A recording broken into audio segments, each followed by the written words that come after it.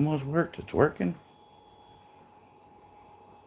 Hello, hello. Good morning. Ground Fog was up in here early. I don't know. I set this one up early, so he could have been in here at midnight. Yeah, we'll give the chat a couple minutes to fill up, get going.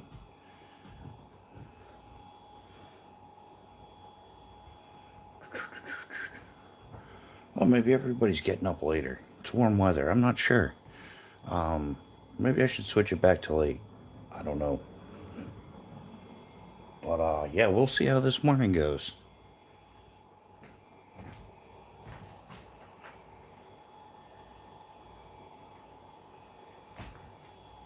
What could Nick Martino? How you doing, brother? Welcome to the chat. How's your morning going, my man? Another day in paradise. Miss Bushcraft is officially on vacation, so yeah, we'll see how this week goes. Might be burning less stuff in the house. I don't know. Yeah, I can't complain, man. Yeah, it could be better, could be worse. Such is life, I guess. At least we're still here. We got that much going for us. So yeah, anything planned for today? Yeah. I guess that's where we're at. Such is life, right? Yeah, just grateful to be here. Could be worse. Kelly Weaver, how you doing? Good morning. Welcome to the chat. Yeah, it's always awesome to see everybody rolling in here. Yeah, I remember. Yeah, Kelly Weaver. Yeah, first few shorts I was doing, just trying to sort out the YouTube thing. Yeah, Kelly Weaver is one of the longtime subscribers on the channel. Probably mow the lawn a little later. Yeah, the maintenance is never done. I mean, like that's one of the things with home ownership. People don't. I guess. Well, a lot of people get it once you own a house, but yeah, the maintenance is never ending. Whether you're mowing the lawn, doing some painting, fixing some drywall, replacing a furnace or a hot water heater. Yeah, it's just home ownership. Yeah, something I don't miss. Well, I kind of do, but I kind of do. Yeah, y'all know what I'm saying. But yeah, yeah, in the gear geek world, while we're geeking out on gear, Hill People Gear finally has that 58 pouch back in stock, and we officially ordered one last night. I thought I screwed it up, but I guess I did it right. I'm not one with technology. So yeah, I took care of the lawn yesterday. It was supposed to rain like early this morning. Well, unfortunately, my house is closely surrounded by three very old, very yeah, all yeah, the little the spinnies. Those are fun though, man.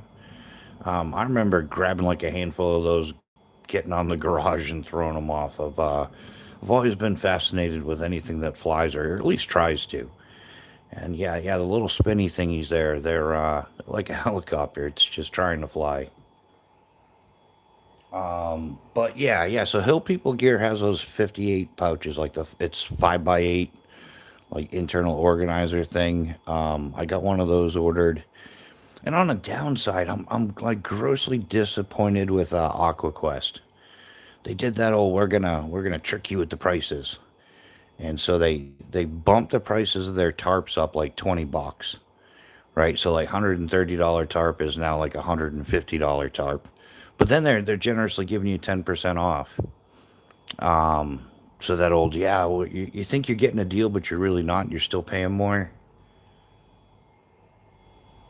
Yeah, Nick. I hate when they do that. I've got a couple companies doing that, and I'm like, yeah, I'm the guy that actually takes the time to send an email in and say, hey, I saw what you do with your pricing, and you just lost a customer because, yeah, nobody likes to be fooled. Yeah, Nick, that's what I'm gonna do. I'm gonna go with Light Fighter, and yeah, it's just gonna take some saving and saving, but yeah, I can't wait to get my hands on their stuff. I love the sewing aspect of it. I'm not gonna lie, and I like to check out the sewing, the quality. Yeah, because like I said before, you can have the best materials in the world, but if you just slap it together, then yeah, the stitching's where it's at. The materials are relatively inexpensive. And then yeah, quality control, maintaining your thread tension, top thread, and the bobbin thread and stuff like that. That's where a lot of places mess it up. But hey, a lot of places get it right too. I won't lie. I sadly only have a Tarp from them. Hopefully one day I'll have the 10 system. Yeah, Nick, I'm the same. Like that's something I'm gonna bring onto the channel eventually. I'm gonna put all their gear through the paces. So yeah, they've got the single person tent, the two-person tent. They've also got that jungle recon hammock, which I'm not really up to par entirely on hammock camping. I gave it a try a couple times and I failed miserably, and that was due to my own lack of knowledge. That whole under quilt stuff, that's a game changer. And yeah, I did the sleeping bag with just one of those less expensive hammocks. The hammock was good quality, it just wasn't really a camping hammock. Yeah, Nick, and I've talked to a few people about it, and it's like depending on if you get like the standard lines or if you get the Dynamo lines, it's a price changer. I think it's like currently like 344, and people are like, "Oh, that's expensive for a hammock." But when you're buying from Light Fighter, you got to keep in mind it's an all-inclusive kit. Like when you get that kit in, there's nothing to buy. So their hammock kit comes with a nice tarp. It comes with the like a built-in underquilt, so you don't have to worry about it sliding out from underneath you. I guess that's a bit of a problem. And also, yeah, it comes with the lines, the 10 stakes. It even comes with the snake skins there to pack it all up. Yeah, it comes with absolutely everything. So, like, I've looked into other hammock makers, and it's never the case, and they always come out to more money. So, and for light fighter quality, it seems like a pretty good deal because they used the cheap stuff and under $100. Probably that's why. Yeah, Nick, I'm with you on that. And like I said, I think to reiterate that, I think a lot of other companies like you buy the hammock, then the underquilt, then the snake skins, then your tarp, and then you got to buy some lines for that. Then you got to buy your tent stakes and everything. And yeah, Light Fighter, it's all inclusive. They put absolutely everything into the kit. So when you order their hammock kit or a tent or even their tarp, people say that the tarp's a little bit on the pricey side, but yeah, when you start adding it all up, it's like it's competitively priced, and especially when you're looking at their quality and they guarantee their work and stuff. So, but yeah, I think that's yeah, doing the channel like wanting to yeah, I think it's a one stop shop. You can get a hammock, you can get a tarp, you can get a tent. They've even got that insane like a base camp model. I think it's up around 4 grand in that vicinity. But I saw it on the outdoor gear review with Luke, and his was on loan. He's very transparent about that stuff, which I appreciate. He's like, I didn't buy this tent. It's on loan. So, and if you notice, all their stuff matches. Some places switch stuff up and are always changing colors on the gear. But Light Fighter, at least all this stuff match. Yeah, you're right, Nick. Yeah, and there's nothing. And it all comes in my favorite color now, multicam. I don't know why I got on the multicam kick. I know why. I was watching. I've always liked camo because camo is a color, right? I think we can all agree on that. But there's this channel, Boondockery, older veteran guy. Who I can't say older anymore because I'm getting in that category. It doesn't matter. Um, yeah, multicam is awesome. But yeah, Nick, you should look it up, Boondockery. Really cool guy. And yeah, he totally geeks out on the multicam. Really fun to watch. And then you're like, well, I must. And I think for the most part, as long as you're buying like the genuine multicam, it tends to match. like from one product to the other for the most part, unless it's like an aftermarket wannabe. Yeah, older. I think I'm gonna replace older with well experienced. Might as well be politically correct once in a while on this channel. Yeah, we'll replace older with very experienced. Yes, yeah, same with the black multicam. Yeah, you're absolutely right, Nick. Yeah, it's nice that they have stand. I mean, even the God's Plaid there, the M81 Woodland, that tends to match quite often. I think unless you're buying some serious knockoff products from China, even the Woodland camo matches up pretty consistently. Yeah, I love M81 Woodland. The hard part is finding all the bits and pieces that you want in the Woodland. Moped EDC, good morning, good morning. How you doing? Welcome to the chat. How are you doing this fine morning? Um,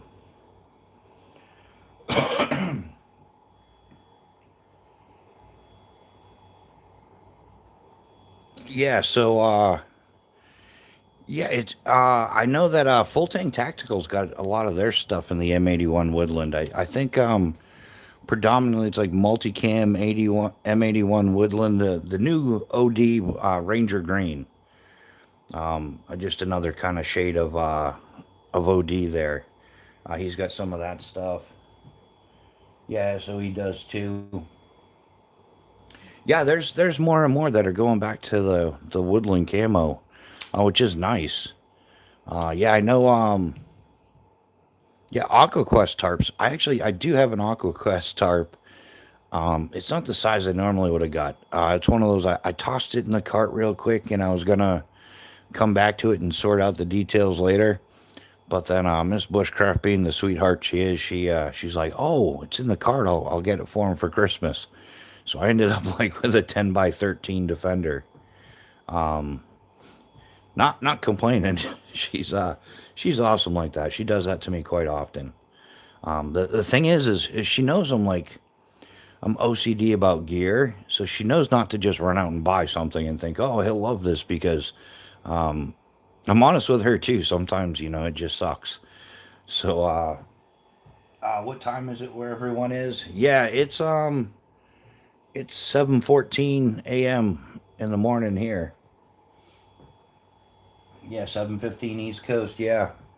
Um, but yeah, she's learned over time that I'm very picky about that stuff. So she just tries to grab something that's in the cart or I have saved for later or something.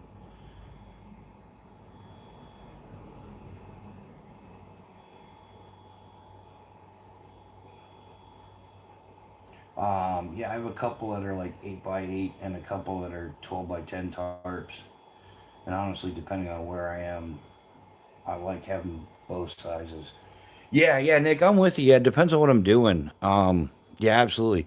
So yeah, it didn't go to waste by any standards. It got tossed in with the car camping bag because we have a Marmot 4 person tent, and then I've got the Thermarest air mattresses with the coupler, and then we've got the down comforter that attaches to it. A few other things that go in I've got a MSR cook kit for two, stuff like that. Yeah, so not it doesn't go to waste. It's in with the car camping kit, but backpacking, I think that geez, I want to say that tarp weighs somewhere's in the vicinity. Just the tarp with nothing is like 4.5 pounds. Like that's a 2 person tent for backpacking and stuff. So but yeah, usually I'll have like a 10 by 10 tarp, like a midweight one, um, and then I'll usually carry like a footprint from an old tent, or I'll carry like a small, like a 6 by 8, 5 by 7 tarp as a ground sheet. So it's kind of like a tarp and a ground sheet kind of thing. And I make sure I spray the ground sheet with the permethrin, keeps the ticks and stuff off. But yeah, that's how I usually roll. So yeah, my next tarp is definitely going to be the light fighter, and that's a 10 by 10. And then I'll probably get when I order the tarp, because you can order parts from Light Fighter as well. I'll most likely get a footprint for the one person tent. That'll act as my ground sheet, and it's nice. It's got the grommets and everything, so you can stake it out. It's not sliding all over and all that. And I noticed some have lots of tie outs and points, and some are more limited. I still to this day have never used or needed them all the tie out points. Yeah. I think you're right, Nick. Depending on how you're setting it up, but yeah, you can kind of get into that whole tarp origami thing, and yeah. Some of them have way too many tie out points, and yeah, it depends on what you're using it for. Nice, nice. Yeah, Mrs. Bushcraft is in the chat. We were having coffee earlier. I almost started the live late. Yeah, we were having a nice little casual coffee, sit down, and watching a little bit of the craziness unfolding on YouTube. But yeah, so it looks like it's looking like it's going to be a staycation. Um, it'll give her time to rest up from work and spend some time with family and friends and stuff like that. Late at 6:15 here. Yeah, I got up. I think I got up at like 5:30 today. So yeah, been up for a minute. No complaints. Yeah, early bird gets the worm. I prefer to get up early. Yeah. So what's everybody EDCing today? Or it's okay. I guess you don't have to EDC something every day. It's okay to have empty pockets. Um, I'm a huge supporter of you don't have to stuff your pockets every day.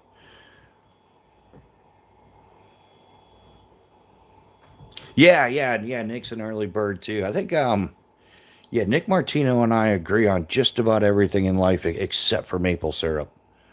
Other than that, we're on the same page. It's but hey, you can't agree on everything, right, Nick?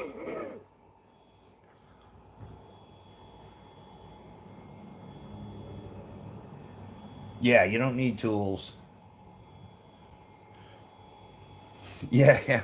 Well, she does go to bed early, but yeah, she's on vacation. Still got up at 5 a.m.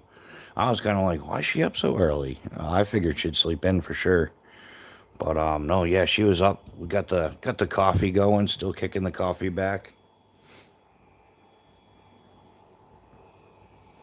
Lucky you got to sleep, and I was up at 3. Oh, Kelly was man, that's early. Sorry about that. But the perk to going in at 3:30 is you get out earlier, right? I mean, geez, you must get out around maybe late lunchtime or so, right? Or yeah, right around lunchtime, noonish or something. Or is my math that off? No, I think I'm about right. Not sure. I have a native 5LW I'm trying to like, but not looking promising. Oh, Patty, that's a bummer. Um, yeah. Oh, yeah. When you get a knife and you got to try to like it. Oh, and then you're not sure, but you try to like it because you bought it, right? Yeah, that's a tough one. Yeah, staycations can be fun. And yeah, no doubt about it. Yeah, at least you get some R&R in, get a few things organized, whatever you want to do. Yeah, I wouldn't complain about them.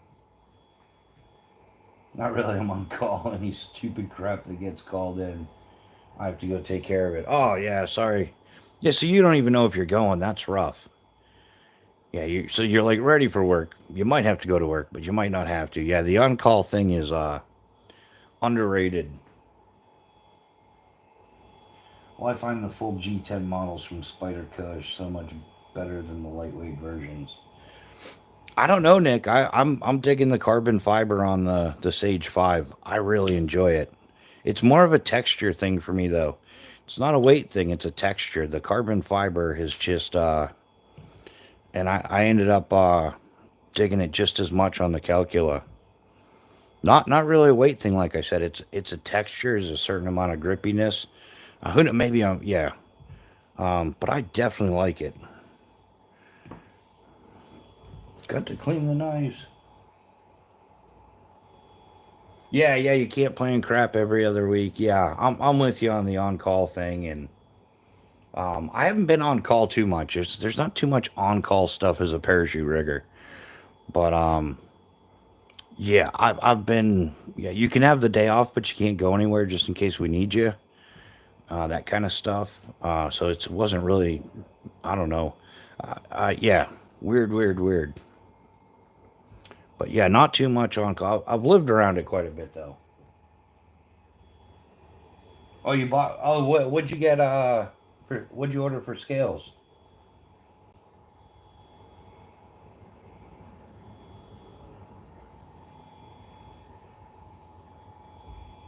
Yeah, I don't think I'm not a huge fan of Spyderco. I think they definitely make a decent knife though. Um, but yeah, in fact, I had never owned one prior to this one, and this one I like. So, but yeah, just because I like this one doesn't mean I would like many. But this is like the perfect size EDC.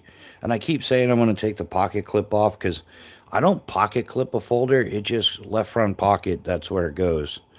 Um,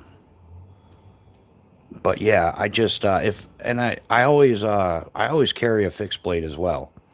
So if I need a knife real quick, I'm not going for my folder. I'm going for my fixed blade because yeah, we won't get into the reasons why. Not that I've ever had to, but yeah, to me a folder is more like daily utility type stuff. I don't know what do you guys use your folders for? Um,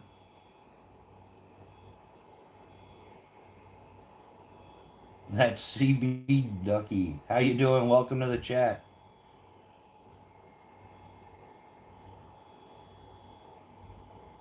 Yeah, I'd say yeah. The Spyderco's the blade cuts well. It's got a nice thin blade to it. I mean, it's well, compared to most of my fixed blades. It's a much thinner, slicier blade for sure. Everything opening chips, packages, my medicine every morning. Yeah, I'm the same way. In fact, it's because of this I don't do unboxing videos. I end up having this. I don't have the willpower for unboxing videos. Yeah, so anybody who ever comes here saying looking for unboxing videos, it just never makes it. It's lucky to make it in the house, to be honest, because it's a convenient stairway out there, doubles as a shelf. I could open it right before it even comes in the house. I can open it before I even pick the damn thing up. So I just don't have that kind of willpower. Honestly, I lost times. Use a ProTech. I love them knives. Yeah, yeah, exactly. Anything and everything. Yeah, the only time I don't use a folder is if I'm cutting something that it's too wide or something, but yeah, that's why I always carry a fixed blade. And right now, my EDC fixed blade, I know it's not EDC if you don't carry it every day, but I'm closer to it than a lot of others. Because I've narrowed it down to two that I EDC, and it's either the Phobos Calcula, this knife here, or the Tier One Mini, and it's between these two that I've been EDCing now. Do I sometimes look for this? Yeah, yeah. Sometimes yeah. You got to give it a purpose, Nick. I agree because you gotta keep it fun. Yeah, and then yeah, find something to cut it a little bit, and then do a little stropping to see if your sharpening skills are still there. Which I've got some knife stropping and maintenance to do, but I'm not gonna do it. I'm trying not to maintenance my knives as much.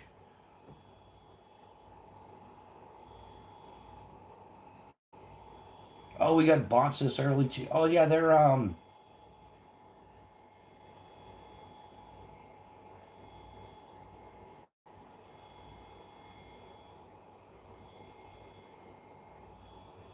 yeah, there's always the bots, man. Like they don't do anything. They just kind of sit in a chair and troll, so they don't sleep as much as normal people, I think. Yeah, they're just whatever's clever. But on with the stuff. Yeah, Nick, I'm the same way. I love using my gear. Um, I've seen some total gear posers in my days though. I used to go whitewater kayaking up in northern New Hampshire, the Saco and stuff like that. And yeah, there's a floodgate they would open up, so you could in the same morning it would go from like class two up to like class four, and then it'd gradually drop its way back down to class three, class two, and stuff. And there's this one guy showed up. Now, if you whitewater kayak, if you've been once, you're gonna scratch your paddle and your boat, just a guaranteed thing. And this guy would show up like week after week, and never had a scratch on his boat. He was always waiting for the conditions to change. I'm not wasting my time putting my boat in for class two. And well, class four, this just looks a little bit more than class four, so I'm gonna wait until it drops it back down to class three, and then you're back at class two. And then he's like, "Yeah, I'm not wasting my time going." And it was just this vicious circle. He was the ultimate like gear poser. But yeah, he had the nicest ergo carbon paddle, and the latest dagger boat, and or perception. I forget what the guy was using. Probably never used it as a boat. But man, they sure did look pretty on his commercial Subaru Outback. The anybody remember back in the 90s and everything, the Subaru Outback was considered the outdoor vehicle. That was their marketing thing. And the truth is the real diehard outdoor guys, they couldn't afford that vehicle because they were too busy out doing stuff. Yeah, that went true with rock climbing and whitewater kayaking. Like, yeah, your average rock jock climbing bum had some beat up old van or something. Whatever fit a couple ropes in a rack is what they were driving. The type. There's awesome guys though. You got to respect their commitment. They like work as a like this was right up in North Conway, New Hampshire, at Cathedral Edge, and the rock climbing bums up there were priceless because yeah, they'd work at one of the local restaurants, off the tourist industry, but they'd only work like 10, 15 hours a week tops, just enough for them to cover their groceries. And the rest of the time you would find them somewhere along either like White Horse Ledge, Cathedral Ledge, or there's another one, Humphrey Ledge. It's a kind of a local hidden secret just past Cathedral. And whoop-de-doo from my Subaru. Yeah, the Outbacks were great vehicles, but yeah, the true diehards can't afford them. The true yeah, that's what I was saying with the rock climbing and the paddlers and stuff like that. Yeah, the people that were really out doing it, they were too busy doing stuff to be able to afford them. So yeah, but yeah, the Outback was definitely a great vehicle. I think they're still making them. I don't know how good they are these days. I've been off the vehicle market for what like well over 20 years. And yeah, I haven't driven a vehicle in 18 years. Pretty cool, pretty fun. Yeah, I'm hoping. I don't know. Maybe when I'm 60 or something, I'll get back into driving. 55, 60. We'll see how the landing gear keeps holding up. I had a 2003 Outback wagon, and it was, yeah, they're great vehicles for sure. Um, but I just got a kick out of like that was all the rage. Like when extreme sports started going mainstream, Toyota jumped on that bandwagon too with their Tacoma and stuff. Yeah, they always had somebody throwing it was for like the outdoor, the kayakers, the rock climbers, the long distance hikers. Um, yeah, Mrs. Bushcraft only drives Toyota. And yeah, she knows exactly where the gas pedal is. Gonzo, good morning, my man. Welcome to the chat. Thomas Simmons, yeah. Even I've even heard those have gotten expensive. The Jeeps,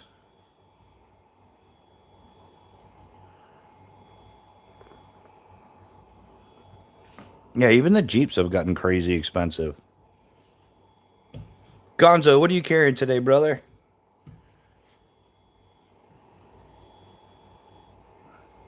Oh, look at that. Mrs. Bushcraft is number one. Isn't that awesome? She's my number one fan. Gotta love her. Yeah, Kelly Weaver, and yeah, I love the Tacoma. I had a Tacoma, and that's how I know all these devices listen to you because yeah, I haven't looked up a vehicle in 20 years.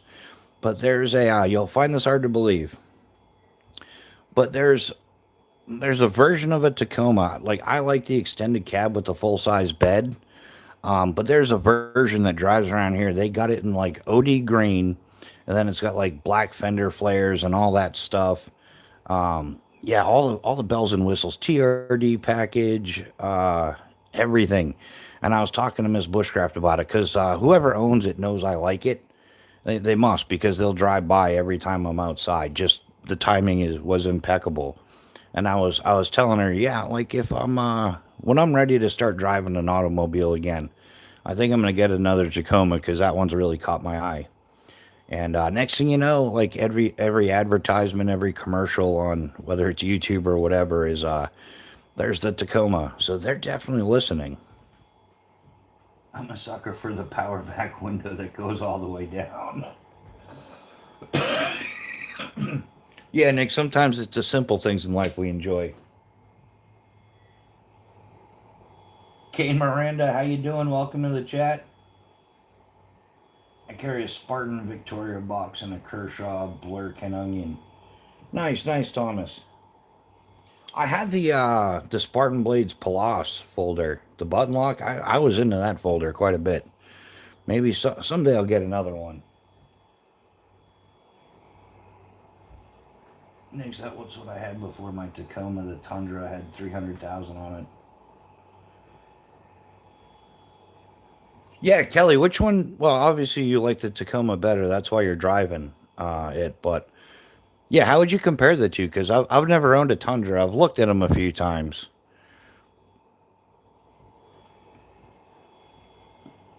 Yeah, moped. Yeah, especially yeah, they're like economical. And for me, it was what fit the trails the best. Because I was living in upstate New Hampshire at the time, and there's a lot of old logging roads, but they had been over, like overgrown and everything. So I had driven a couple full size trucks down there, and you're just basically like grinding down the sides. So a Tacoma just, well, it was a better fit for the old logging roads. Um, would I love a new Raptor R? But yeah, aren't the Raptors aren't they pretty like insanely priced? I think they're going to start coming down. I've seen some stuff on vehicles lately, and yeah, the prices are coming down. Like the dealers got greedy during the cough thing, in which we're not supposed to talk about. But yeah, now they're if you notice, if you drive by the dealerships and stuff, they're full lots. They're not selling them out like they were. So yeah, they're sitting on tons of money. So yeah, I've seen them discounted like 25,000 dollars. Cannon, good morning, brother. How you doing? Welcome to the chat. Desert Driven, good morning. How goes it? How goes it? I'm more of a fan of when they were twin turbo. All right, yeah, Patty, yeah, using the truck like the truck. Yeah, yeah, Cannon, all is well, man. I'm just going with the flow. I think times are hard on YouTube. I've noticed a lot of views are down, like drastically down. So I don't know if YouTube's trying to phase out the little guys or if it's just, I think part of it is if you got an outdoor based channel, it's that time of year, everybody's outdoors. So I think that has a lot to do with it. But hey, who knows? I got to start grinding the YouTube a little bit. Yeah, Gen 1 V8. What was he? There's another truck I was looking at. The Dodge Dakotas. It was like a mid-sized truck, but you could get it with a V8, so it had a lot of power to it. Yeah, I think there's been a lot of BS on YouTube. Wow, the insanity. I've seen well, even yeah, some of the other channels. I'm not gonna mention channel names because then people start going like real crazy. But yeah, the organized trolling, the cyberbullying, stuff like that is just it's run rampant, man. There's like YouTube cults galore. Yeah, I just don't understand. I do understand it, but yeah, I don't function on that level. So 100% Mo, you have to use it like a truck. If not, why have it? Yeah, yeah, exactly, Kelly. But yeah, and yeah, somebody was recently on the verge, like there. It takes the fun out of it. It really does. Like if you're just nonstop getting trolled, and it's I'm not talking about the basement geeks or anything like that. They just got nothing better to do, or they'll jump on trying to do with their race baiting, racial slurs, and whatever it is they got going on. That's one thing, but the organized, nonstop, repetitive, just people are just, oh, if you're not going to live by our made up YouTube rules, or if you're going to talk, yeah, it's whatever.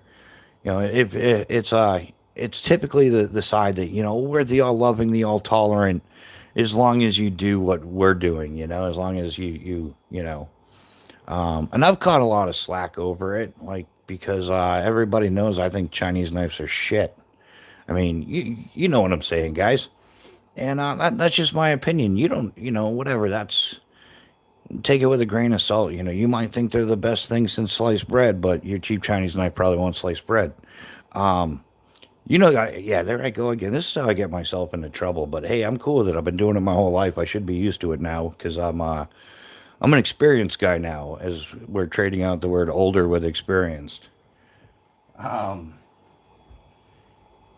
I have my must switch. Yeah, the Ford Raptors are extremely overrated. I'm an off-road guy and I've built many. Yeah, desert driven. What do you think is a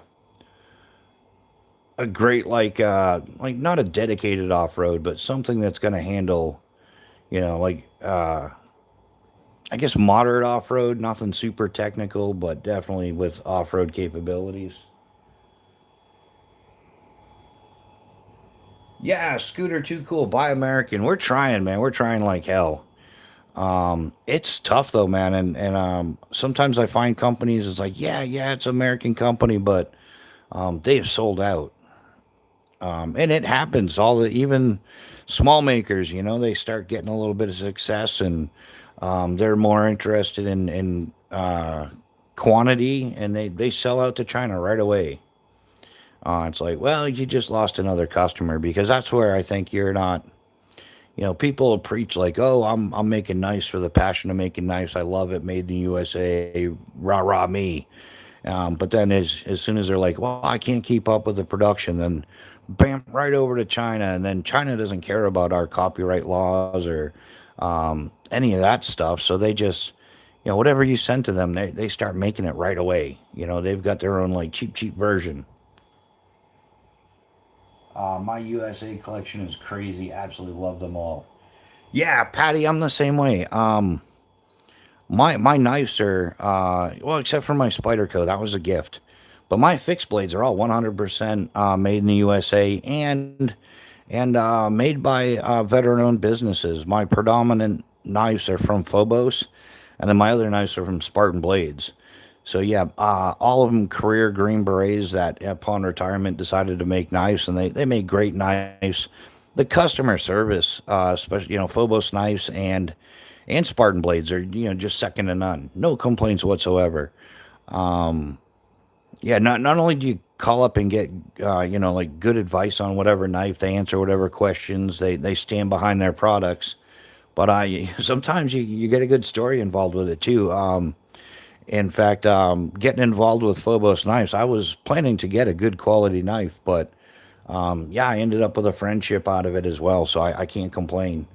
Yeah, a lot of people like, oh, like I want to look at other knives, but I really don't have a need for other knives. Like Phobos knives fits my needs, and I just love standing behind something like that. So,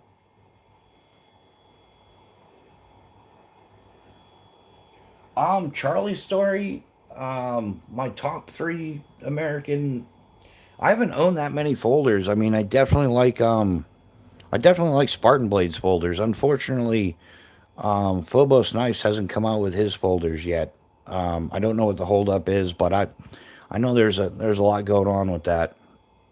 Um, yeah, geez, I don't really even know anymore. I carried ZT, they had some good folders. They were making them in the USA. I had the 0200.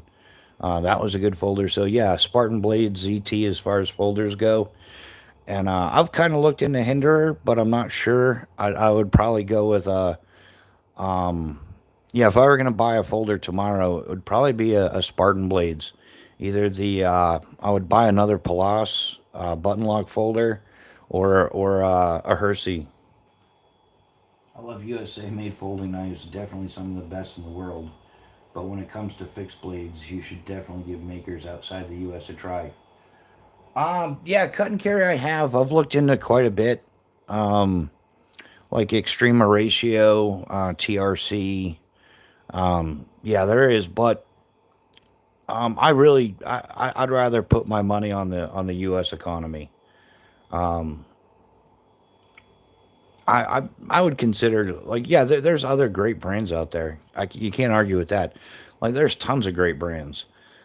But yeah, me personally, I'm just, kind of voting with my dollar. It's not even voting with my dollar anymore. It's just I'd rather put my money in the pocket of another American who's trying to make a business just like most of us. So, yeah, it's funny. I'm not even going to use that term, voting with my dollar. It's, helping out the fellow American. I'd much rather put my money in the pocket of somebody in New York or Florida or Texas or wherever, someplace, some Americans trying to make his dream come true. And I, I just feel good about supporting that. Yeah, cut and carry. SPK has a, yeah, Station 4 makes cool knives. Yeah, yeah, Donnie over at Bless. Yeah, he's doing one-off knives. So yeah, if you want a custom knife, then yeah, Donnie Bless is making great knives still. And he's just getting better and better at it. I heard he totally cleaned house at Blade Show Atlanta. Yeah, T-Cal's another good one. Yeah, so I just yeah, that's my whole thing. If I can put a dollar in the pocket of an American, I'll do that first. I think economically we need all the help we can get. So we've been outsourcing and importing and doing so much of that for so long that yeah, I just bottom line, if you're a good welder and fabricator like I am, almost any truck or SUV can be a great vehicle. I'm a Chevy guy, but older Fords make a great platform for an off-road rig. Yeah, desert driven. I'm not a welder. I've never welded anything in my entire life. Um, yeah, so I'm waiting on a T-Cal Warthog right now. Yeah, I've looked at T-Cal, and man, if I were gonna put together a little T-Cal package for me, it would be the Sapper, and then I would piggyback the Raider on that. That's where I would go with T-Cal. But yeah, awesome. In fact, yeah, for those of you don't know, T-Cal has a live like later mid morning or something. I don't even know what time frame they're in. Nick, you go a lot. What time does TCal start their lives on Sunday? Cut and carry supporting the U.S. economy is an absolutely valid and good point. There's real no argument against that. Great attitude. Yeah, cut and carry. It's not even. I won't even go as far as like the overall U.S. economy. I'm straight up about like the the average, the American running a business, making a product. Um, yeah, that's exactly where I stand with that. Yeah, it's not even like the whole. It has nothing to do with GDP or, exchange or nothing. None of that. It's just straight up. Um, like somebody's passionate about what they're doing and they're making it. That's where it is for me. Every time I walked, it looks like a Chinese booger. Oh, every time I weld, it looks like a Chinese booger. There you go. That took a lot of smarts for Cannon. That was a whole sentence, and he he almost used punctuation, but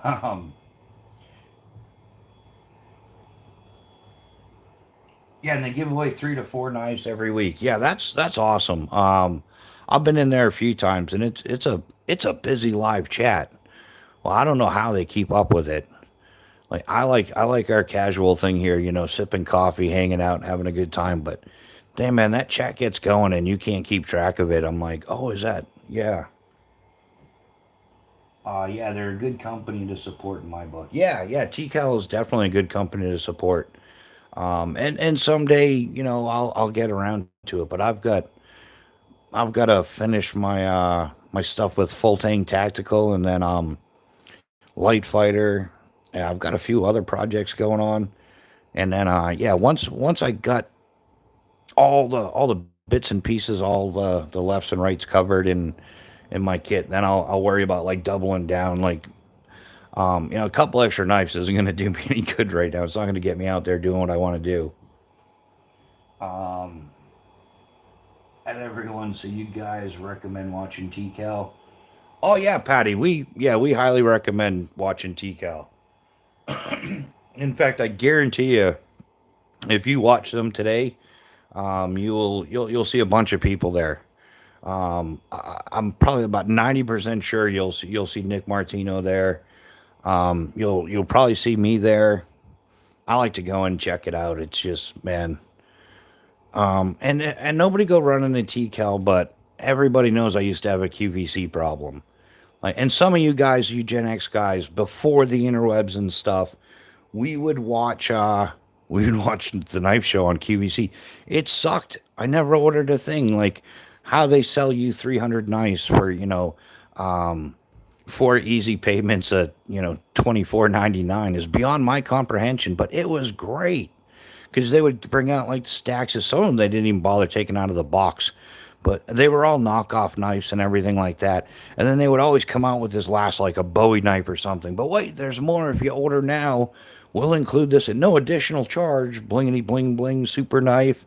And on special occasions, they would bust out a katana or something, but it would be a ninja sword or a samurai sword, never actually a katana. Yeah, with custom molded, one of a kind dragon head scales. So yeah, I watch knife stuff on that level. So even yeah, I love watching T Cal. He's great, and they do their best to answer questions and stuff like that. But that's a hard chat to keep up with. I know his wife is there to help. I was just noticed it.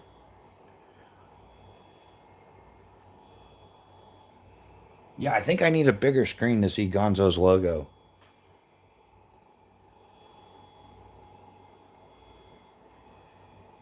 Master Sergeant, how you doing this morning? Now everybody's paranoid. I didn't do it, honest top. Um,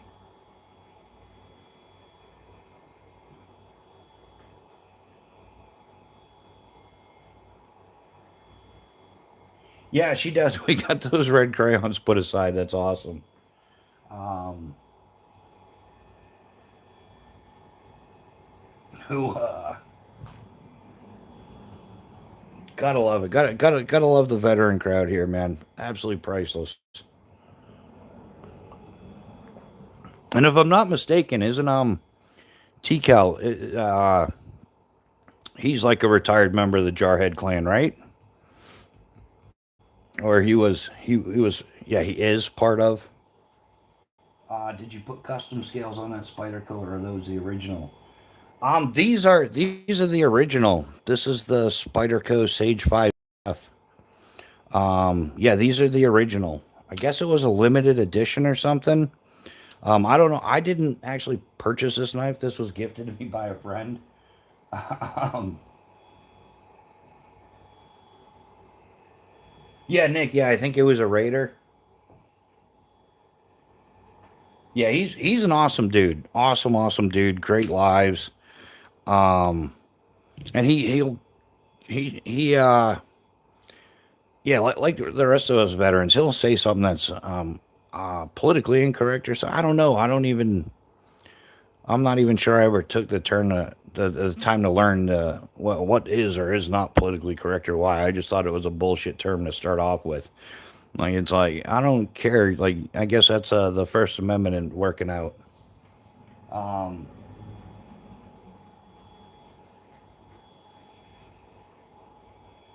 yeah, Nick very much stands behind them. Just we're gonna typo the shit out of it. um, yeah, I do too, and I've yet to check out any of their knives. Just because, like I said, it's budget related for now. It's something I'm all about supporting veteran-owned businesses. Everybody here knows that. But yeah, it's just the I'll get to it. It is on my list of things to do. Like I said, I've gone through their entire catalog, and yeah, I would definitely start with the sapper, which looks like it'd be a pretty good like light chopping knife too. But the design of it's interesting. It kind of like they yeah, it's designed like it's called a sapper. So yeah, like the bottom of it like fits into your palm of your hand, so you could use it for checking for landmines and stuff like that. It's in fact, I asked him, I'm like, hey man, could you talk about the sapper a little bit? I'd like to check it out during one of his lives. And yeah, he busted it out and explained it, and yeah, great knife. But yeah, and then I'm a piggyback junkie. Like two is one, one is none in my primary knife world. And so yeah, I would do the sapper as a primary, like a larger blade. And then the Raider, I think, would be the one I piggyback on it. Were you really talking about knives on QVC? That's like buying a knife at a gas station. Yeah, desert driven. Like I said, I never bought it. I just watched it. We're going back to like the '90s though. Like there was no like internet knife, like no knife channels, no nothing. It was like an insomniac special at like 2 a.m. I don't know why I would just watch the knives, and it was more like a chuckle, and then I would wonder like who actually buys this shit. And you would go to like some random flea market, and then you'd be like, oh, the guy with the table over there, he's the one that buys this shit, because they would literally have the QVC loadouts on the table. But I'm not the only one that's watched this. I'm the it was fairly common. You guys go buy this good man's patches and fire starters. Yeah, that's that's how I'm trying to run the channel. I put it out. I don't put it out as much as I should, but I'm not. I don't know. It just it's all gonna fall into place when it should. The universe tends to unfold as it should. I'm a firm believer in that. Stay legit, do the right thing, try to do the right thing. And trust me, I know exactly what you're talking about. All right, yeah, you just wanted to make sure you weren't the only one in the room, right? Desert driven, like it was just something to watch. And if you like knives, I mean, I watch knives I have no interest in. I really do. I don't know why I do it. It's like some weird fetish thing. I don't know. It's a freaky thing. I like checking out, even if I have no interest in the knife. Like if they started out like, hey, this is the latest Chinese budget banger, like there is 0% chance I'm gonna buy it, but I'm still gonna watch the damn video. I don't know why. I can't help it. Um, Cutlery Corner Gang. Yeah, exactly, Gonzo. Yeah, Nick. Yeah, everything in due time, right? Like it'll happen. Like it'll just happen. I think that if I try to force it too much, then it creates like fraudulent behavior. Where I'm just kind of like rolling with the punches. It'll sort itself out, man. Plan your jump your plan, that kind of thing. If you think that infantry is nuts, meet up with a sapper. They are insane. Yeah, that's like the EOD guys, right? The sappers.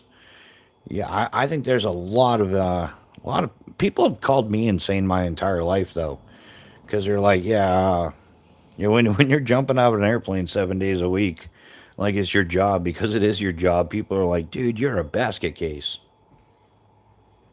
Uh, it's like Keno. You aren't playing, but still watch the drawings. Yeah, Patty, exactly.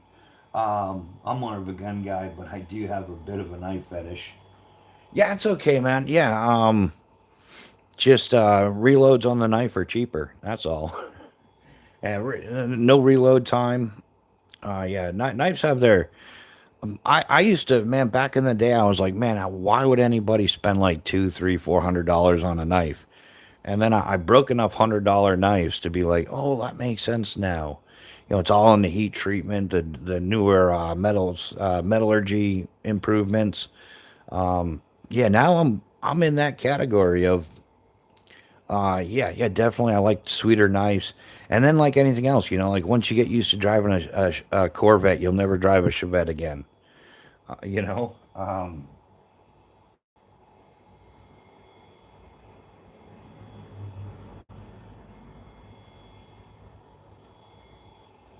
Yeah, I told her, honey, I got a bit of a backpack problem. I'm kind of a gear, but I mean, what do you expect? I'm a damn parachute. Well, I was a parachute rigger. That was my forte.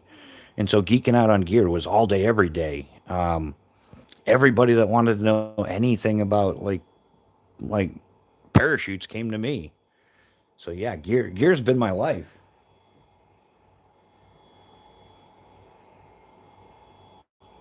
Yeah, yeah, Gonzo, it's not even addiction for me. It's a way of life. It really is. I think I really started geeking out on gear back I was like 10, 12 years old when I was getting into rock climbing and cycling and a lot of the outdoor stuff. I started getting into gear, but then yeah, when I started when your life depends on your gear, you look into it quite a bit. Whether if you're rock climbing, you want to know what a quality rope is, who's making good cams, what's working, and you definitely want to know what isn't working. But yeah, and then as a parachute rigger, uh, like it's your job to look after the community. And we move in together, and I realized he wasn't lying about that.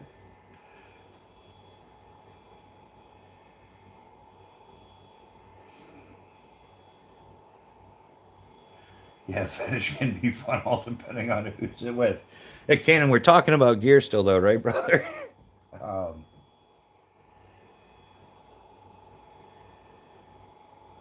yeah, it's yeah. So yeah, getting into jumping, getting into skydiving, it kind of made me a gear guru, where like everybody at the drop zone comes to you for information about gear because well, that's your damn job, and you got to know everything, and you got to know how everything works. You got to know how to fix it.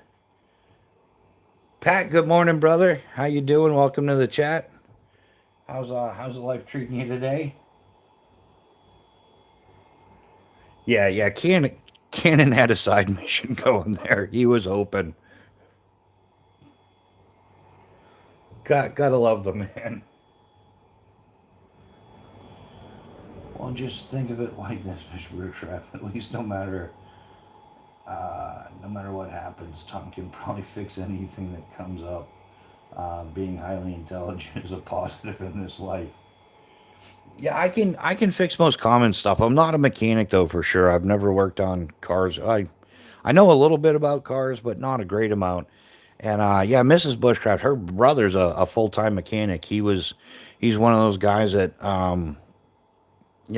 studied it in high school, and then worked in the motor pool in the army, and now he owns his own place and everything. So yeah, he's the motorhead. He's the car geek in the family. So yeah, if she's got car problems, I'll guess at it, and then I'll be like, "Well, call your brother. What are you asking me for?" I'm a huge fan of that too. Like, know your limitations and appreciate other people's geekly behaviors. Like I use the term geek often, but it's more like a term of endearment. One who is well educated and well versed in whatever trade it is they do. And I appreciate like the lockpick geek guys. Those guys are awesome. If you want to know something about lockpicking, don't ask me. Go find somebody that geeks out on that all day long. Same thing with the automotive stuff. If you know somebody who's a geek about it, yeah, ask them, and they're more than happy to share their geeky hobby with you. That's just how it works. I guess we're all kind of geeks in a certain way. We all have our things that we excel at and things we suck at. Content me. That's when I started Moped EDC. He wanted me to. Pat, how are you doing today, man? Anything exciting going on this weekend? Yeah, we were supposed to be getting rain here, but we got sunshine instead. Go figure. Um, I'm heading out. Good luck to you and audience. Take care. Bye. All right. Hey, Cut and Carry. Thanks for hanging out. We definitely appreciate it. We'll catch you on the next one. Oh, coffee's cooling off. How are we doing? Yeah.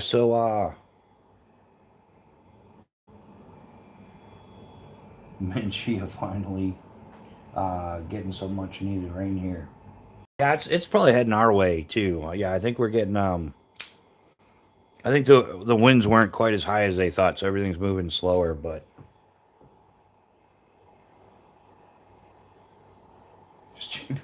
you can still ride, Pat. It's just going to be a little bit more of a challenge. Couple breaks under a bridge, never hurt anybody.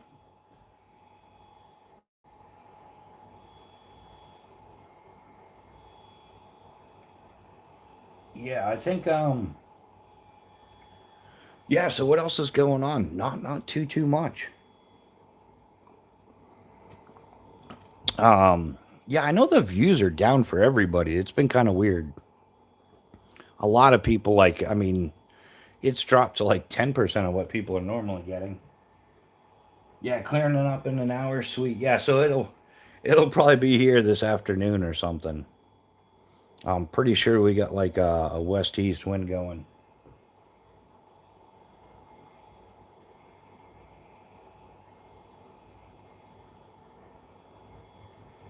So like I said, the Hill People gear got that 58 pouch in. We ordered that.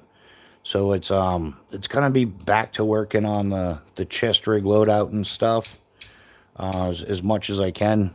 Yeah, like Nick was saying, yeah, I still got some of the Troll Hunting Club patches.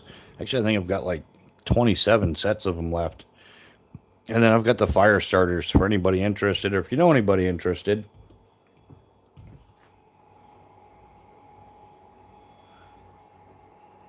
And it's just dangerous, put people on bikes. Yeah, that's one thing I'm glad I don't do anymore. I know the motorcycle, some people shouldn't ride motorcycles. And I was one of them. Like no real concept of speed. I would casually be cruising around at 80, 85 through a city. Some of those longer streets, I would lose track. Like, yeah, I'd definitely lose track of speed. Just not good for not just for me, but people, other people on the road. It's other people I worried about. People not paying attention. Pat needs to fix the YZ. Oh yeah, desert driven. They're yeah, it's both patches for $20, and that's shipped. All you got to do is like you can email me at bushcraftrebooted@gmail.com or DM me on Instagram. It's pretty easy to find, from what I understand. I never go over the speed limit. Yeah, see, Pat, I just didn't have that kind of discipline, man. Or it wasn't a matter of discipline. I just concept of speed. Like when you're doing 120, 130, 140 miles an hour all day long, 70 doesn't seem that fast all of a sudden, even though it's posted to be 30 or 35. Um, it just, yeah, it's a me thing. It's not anybody else but me. Um, Rubber side down always. Yeah, she has a speeding problem. In fact, those that didn't hear the story, she came down from New Hampshire. She drove down to DeLand, Florida, to pick me up one time, and on her way down, of course, she got a speeding ticket in Georgia. I told her, like, if the speed limit is 35, don't do 37. If it's don't speed in Georgia. Whatever you do with an out of state plate, they will give you a ticket. And then so she, of course, got a ticket in Georgia on our way down to Florida. And I was like, oh, it's awful. It sucks that you got a speeding ticket. I felt bad about it until we started driving north. And and then as we're driving north, a couple hours into the drive, I'm like, so you drove from New Hampshire all the way to Florida and only got one speeding ticket? That's not too bad, I guess. You probably deserved a half a dozen or more at least. So, um, Yeah, she got a speeding problem, but not really, right? So yeah, yeah, both of these, the Troll Sniper patch and the Troll Hunting Club, the F Round and Find Out division, yeah, $20 for both patches, and that's shipped. So and yeah, Mrs. Bushcraft is off this week, so we can ship any day of the week. But yeah, anybody who's interested in that. Also, we have the fire starters, which were like a channel built. I mean, I did all the labor, but we did all the testing together. I'm not burning any in the house today. I'm still recovering from Friday night. I got to stop burning stuff in the house, man. But yeah, and then we do these. Yeah, most places it's 11.95 for one, but we because of the way shipping works out, we're doing like 2 for 20, and that includes the shipping. So yeah, you save like $4, and we don't charge you another 6.95 or 7.95 shipping. It makes a little bit of money for the channel, and it's I'm a something for something kind of person. I've always worked for everything, and so has everybody here. So rather than saying, "Hey, give me your hard-earned dollars for nothing," and yeah, we just do the something for something. So rather than sitting there being another person on YouTube saying, "Yeah, do the super chat, send me PayPal money, do all that," nah. We're gonna do something for something, and that's what we came up with so far. We do plan to add to it as the channel grows. So yeah, exactly. Cannon fire, fire. Cannon here's fire, and he starts y'all doing sales through a site or it's through DM. Just yeah, direct. We do end up going through like PayPal for the payment, but yeah, we don't have anything real formal yet. We're gonna work on that once we kind of expand on it a little bit. Yeah, Mopatty. Yeah, they're made right here in the midget man cave. Cause yeah, this man cave is like the quarter the size of the old one. But yeah. But yeah, we made them right here. We tested them out on Friday nights. Yeah, I gotta chug my coffee real quick. She's gonna make me another one. Patty on Instagram. Yeah, you can find us on Instagram, or like I said, you can email us at bushcraftrebooted@gmail.com. The email's on the channel page as well.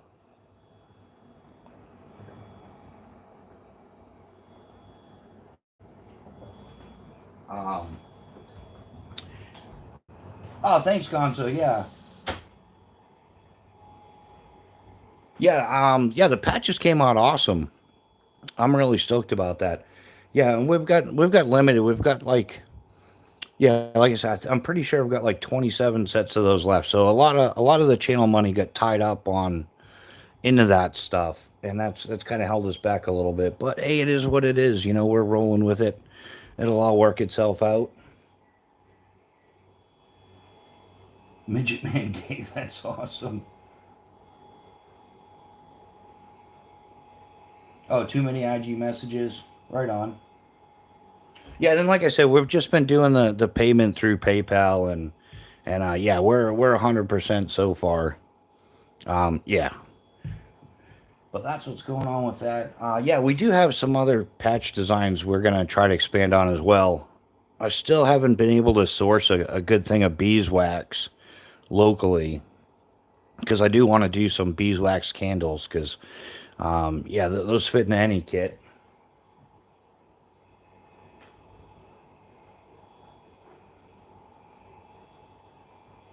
Yeah, I know how I get lost in messages sometimes. I gotta get more organized about messages, and it doesn't help much. Some of them get hidden. Like they'll like if people that like haven't messaged you before message you. I know Instagram hides them. YouTube does it. Like if you leave a post on a video, some of them get put in this hidden area, and if you don't check that all the time, then I think you can only check it from a PC. You can't check it from your phone. My Camaro is a bad influence on me. I had a 5.0 Mustang roll up on me in an empty freeway at 2 a.m. Next thing I know, I was hitting over 160. Yeah, desert driven. That's how it happens. Yeah, exactly. The infamous road races.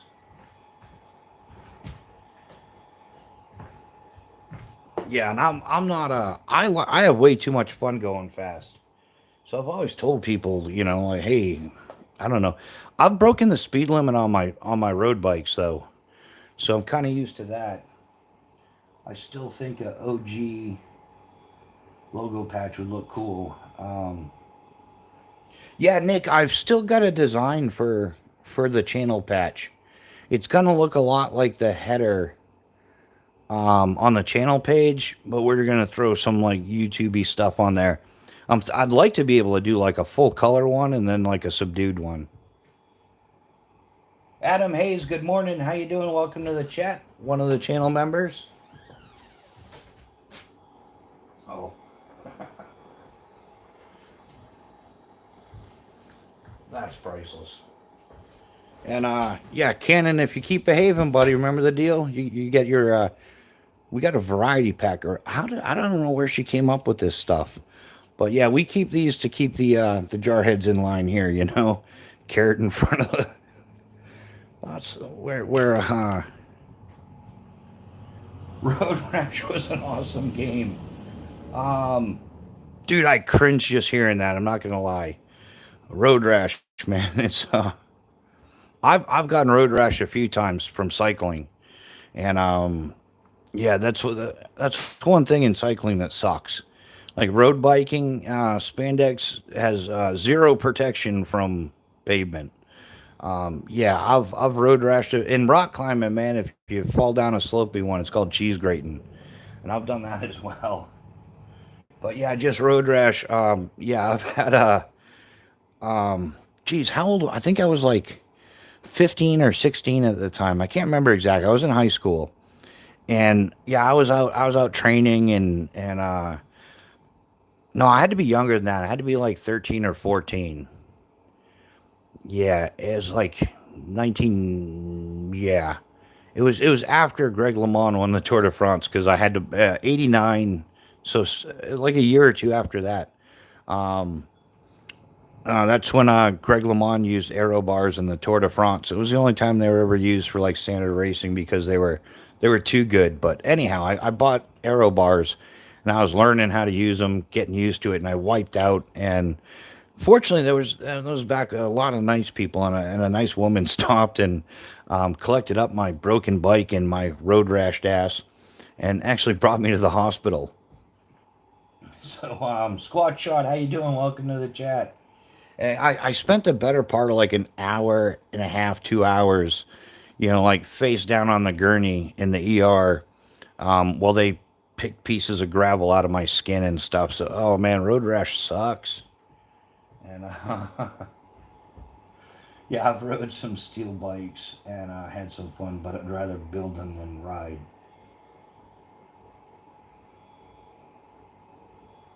As a nurse and mountain biker, agreed. Yeah, yeah, exactly, Master Sergeant. Yeah. So yeah, spandex provides zero protection from pavement. But yeah, just now when I hear road rash, I just somebody picking pebbles with tweezers out of my hip. Um, oh yeah, R6. Yeah, Leon, how you doing, my man? Yeah, anybody looking for if you want custom lanyards done for your slingy thingies or your knives and stuff, yeah, Squat Shot, let him know and he can drop his email, whatever. But yeah, he makes custom stuff. And he makes frame bags and everything like that as well. So he does a great job. Awesome dude. And yeah, he's making it. It's 100% America. The paracord that he uses is from Atwood Rope, which is made in the USA, and he's making them right in Pennsylvania. So yeah, he does a great job. And like I say, he can work with you whatever you're looking for. He's got a lot of examples. Yeah, you guys can work with him. I've grown up on dirt bikes going down at 60 miles per hour. It sucks. Yeah, I don't mind crashing as much on mountain bikes as I do road bikes, man. Yeah, I've crashed quite a bit mountain biking as well, especially when I was learning how to downhill. It was Bootleg Canyon out in Boulder City, Nevada, and Yeah, crashing on that dirt and stuff. You just got to watch out for the rocks and the cacti and things like that. But it's not quite as bad as, yeah, just laying one out, wearing spandex socks. Um, yeah, there's yeah, Squat Shot just dropped his email. Anybody interested? Go ahead and shoot him an email. It's bigmancrazy5 at gmail.com. And good guy all the way around. He's also has a YouTube channel. I think he runs his channel more like just a part time hobby fun thing with the you know, he geeks out with the slingy thingy guys, and yeah, he's got I don't know how many frames, 150, 200 slingshot frames.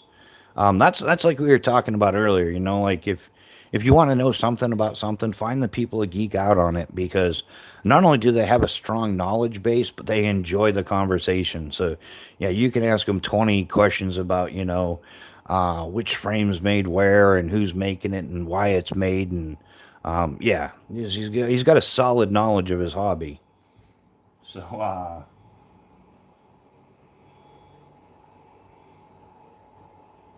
yeah, yeah, Patty, purple's her favorite color. Um, In fact, every year I get her stuff that she doesn't use because it's in purple. I think her knife's kind of put away. But yeah, here's Mrs. Bushcraft Silky Saw. She can tell you exactly, like what type of teeth it has, no, she can't tell you anything about it other than it's purple and it's for cutting wood. Um yeah, purple is most definitely her favorite color.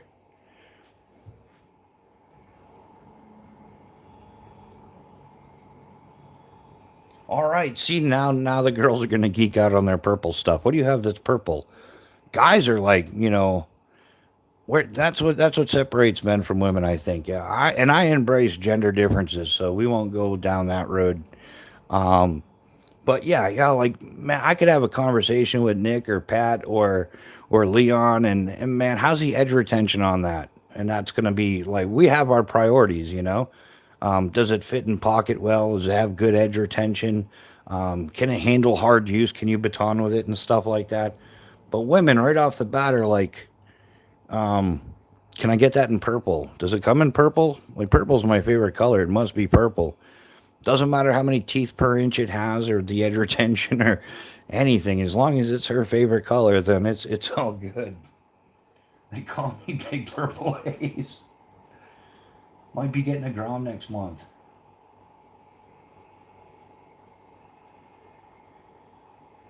Yeah. Gee, now they're friends. Imagine. I think no, I think some of those guys are even more simpler. They're like, you like outdoor gear? I like outdoor gear. We're gonna have fun with it. I'm gonna be jealous if you get a Grom. Yeah, yeah. In fact, yeah, I made her all custom arrows. She does the archery. Yeah, she's pretty good at it for her experience level. I mean, she hits the target and all. It's we can't ask for too much more. But yeah,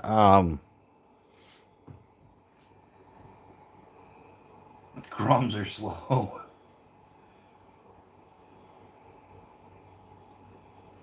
Cannon, sorry y'all. The contractors just about showed up. Got to hold up there. Y'all have an awesome day. Yeah, Cannon. Hey, thanks for stopping by, brother. Always a pleasure to see you. Have a great day. Don't work too hard, but work hard enough.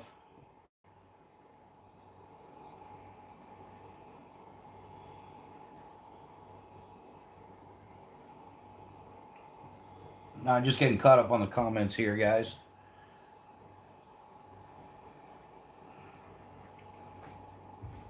Yeah, so every year, well, not so much maybe the past couple of years, but yeah, every year I try to get her something, whether yeah, it's archery or outdoor. She's got her own little fixed blade and stuff. I haven't found a good folder for her yet, but I'll get there someday. And it's good, man.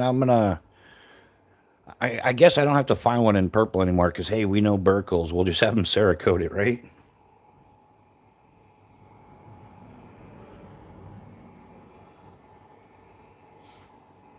But yeah, we'll get further into that. How we doing, Tom? We're doing awesome. You guys for a small knife. The Run 5 fantastic knife. Its only real downside I can see is it's an auto, but other than that, fantastic backup knife. Yeah, Nick, that sounds interesting.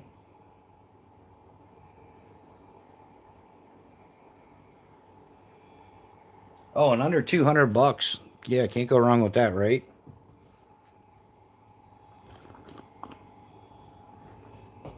Yeah, what's everybody drinking today? Today, same old, same old.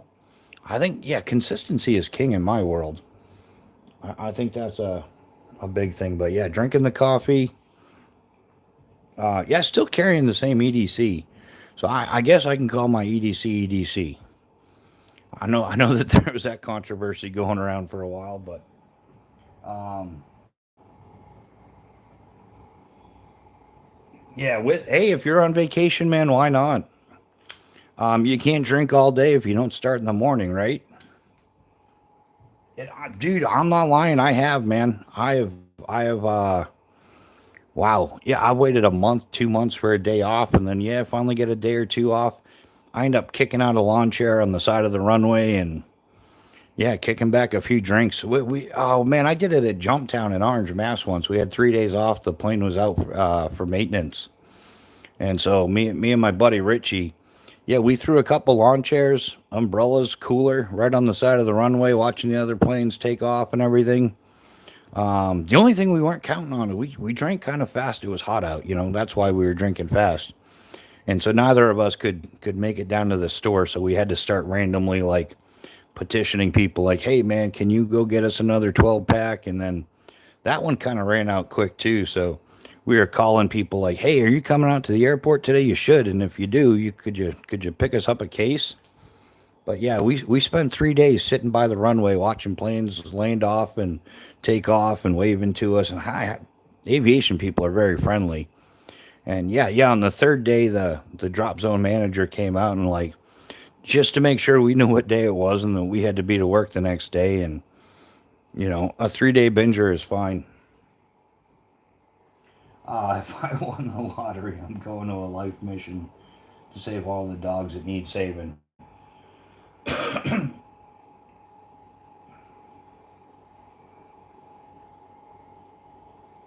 Yeah, yeah.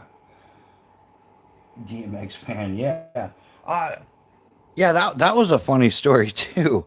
So, being the one of the master riggers on the drop zone, typically everybody knows who you are, and there's a bar at, like a full restaurant bar and stuff in at Skydive DeLand in Florida, and everybody knows who you are. Sometimes it's the kind of place where like if you forget to pay your tab, they'll just come and like you see them the next day, and they're like, "Hey, you didn't pay your tab last night. Like, pay your tab. Don't be a dick." And so I'm sitting at the bar with Mrs. Bushcraft, and we just got there. We order a couple drinks, and there's this new girl. I didn't know who she was, and she asked me for a card, and I'm like, "Well, you can just call me, just if you need a repack or whatever." I thought she was asking me for a business card because she needed like some rigging work done on her gear. No, no, she was actually asking me for a credit card. I'm like, that never happened. So I guess that's a thing that bars do. And sadly, so many are needed to be saved. Get me dog. All my dogs with me. My yeah.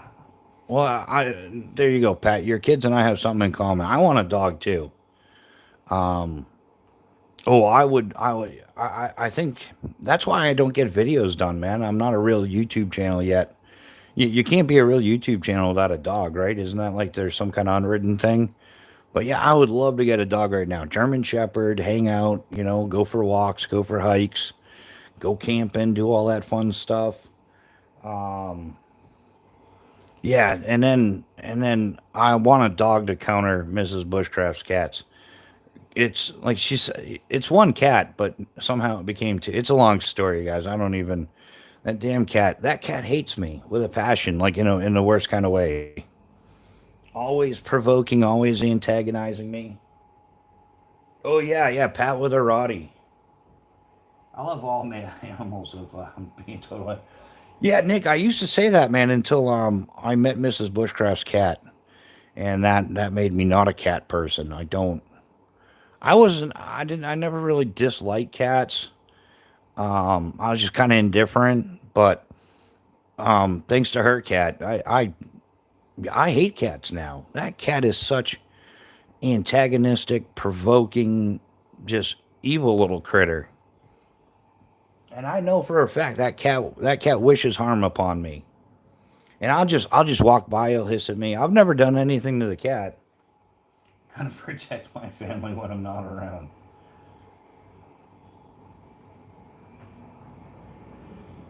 Yeah, it's my first house I gutted and remodeled at 37 cats. Yeah, 37 cat. There's no way, right? So then, as if having one cat wasn't enough, yeah, somehow it's not her cat, it's her daughter's cat, but that's bullshit because yeah, she's the one that she does everything with the cats. But two, no more. If she can have two cats, I'm getting a dog. How do you really feel, Pat? I loathe the cat. I mean, I try. I don't wish anything. I don't wish any harm upon it. Yeah, I do, but not in a real way. Just kind of in that comical, almost real kind of way. The cat's a horrible thing. He hates me. He's always like he gets in the way, and he's that cat's a little attention whore. Oh, I don't think I could say that on YouTube, but you guys know what I'm saying. Kitty spinners. Yeah, yeah. In fact, Leon and I have talked about it. If I really want to become an expert marksman with the slingshot, all I have to do is set up my targets as like cats. I just I got to find somebody that can like transfer an image of the cat onto the target, and yeah, I'll be a sniper in no time.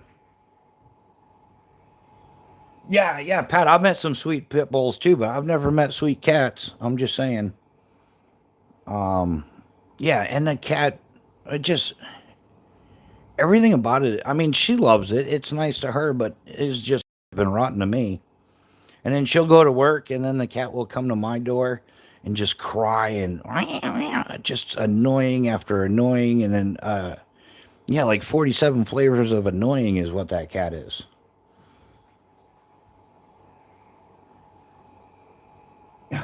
It's the it what are you saying, Nick? It's all about their owners. So yeah, train your dogs. I agree, man. And hey, while we're on the thing of pets, you know, what about the thing of fake service dogs that's going around? You can tell which ones are fakes, right? I know I can. I did some shoots on training back in the day with my German Shepherd, and you can tell it like there's rules and regulations and stuff like that for it to actually be a legit service dog. And the number of people that just order a vest off the internet and throw it off their dog on their dog and bring it out, like some of them are just downright dangerous. They can smell it. I'm a dog lover, so I've never had a problem with even mean. Yeah, I've never had a problem with dogs either. Like dogs love me. We get along great. We play the games that people play. Us humans play with the dogs, play fetch, and yeah, I've never had a problem with a dog. But I'll tell you, that damn cat, for no reason at all, hates me with a passion. I've never done anything to it. Miss Bushcraft will vouch for that. I don't do, okay, I might have squirted it a few times with the spray bottle because, you have to. And I don't feed the cat. She feeds the cat. But, yeah. If they're not actually certified with a reputable place. Yeah, and rightfully so. They should be, man. There's a, ask one, is the dog a service animal required because of a disability? And two, what work or task has the dog been trained to perform? Yeah, exactly, Master Sergeant. That's what we're talking. Yeah. Um, Dogs are so much more intelligent than people give them credit for. They are, man. Yeah, I grew up with dogs. specifically like herding breeds, Shetland sheepdogs, border collies, and German shepherds. And man, German shepherd is by far my favorite. Yeah,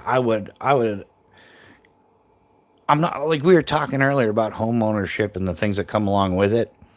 That would be my reason to buy another house. Would be to have like, but I'm not one of those people. I don't need a huge yard to have a dog because I will go out every day with the dog and we'll walk and hike and do all that stuff. I actually, man, I found a dog out in the middle of the woods on the Delmarva Peninsula once, and it was a puppy. It wasn't a full grown dog. It was a little puppy. It fit in the trunk of my not the trunk, the front bag. Um, yeah, this bag right here.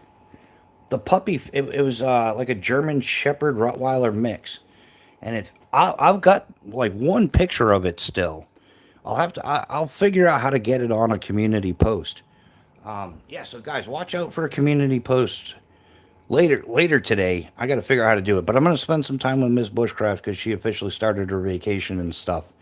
But yeah, I found a puppy, and it just wasn't realistic for me to keep the puppy while I was bike touring. But I had it for a few weeks, and then I was in Myrtle Beach, Skydiving Myrtle Beach, and I found a great home for the puppy. It was awesome. So yeah, yeah. Long story, but yeah, I found a puppy in the middle of the woods, and then it hung out with me for a couple weeks, and then I found a good home for it, which was awesome. Yeah, happy story. But I do have a picture of it, and I will post it on a community post later. I miss my blue. Great dogs, but with disabilities, I've become a cat veteran. Oh, it's okay, Master Sergeant. We all have our faults. If you're gonna side with cats, then that's cool. I guess we'll let you get away with that. um,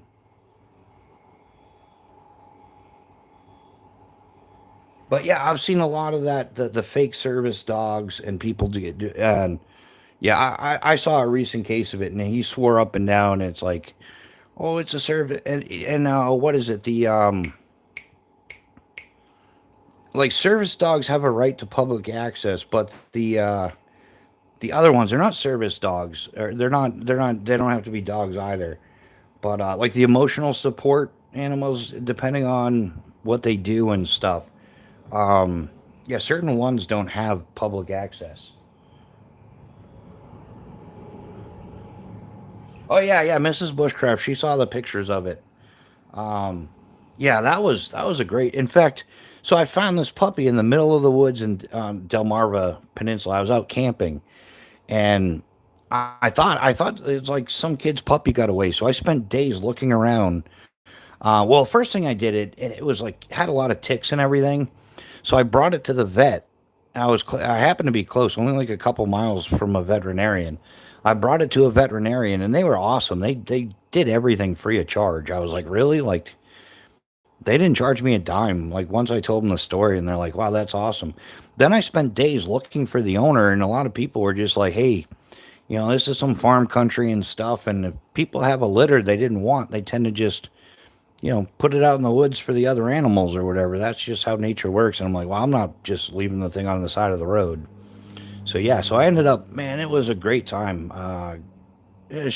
Short-lived relationship, but really good time. She was an awesome puppy. My friend adopted a feral cat. He's cool because he's still half wild and don't give an F, and his name is Bob.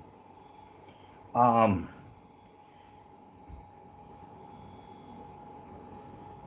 yeah, Mrs. Bushcraft's cat. That thing's still half wild, and it's it's dumb too. Like she calls it cat, but it's French, so it sounds cool. Like her cat's name is Minu, which is just calling it cat.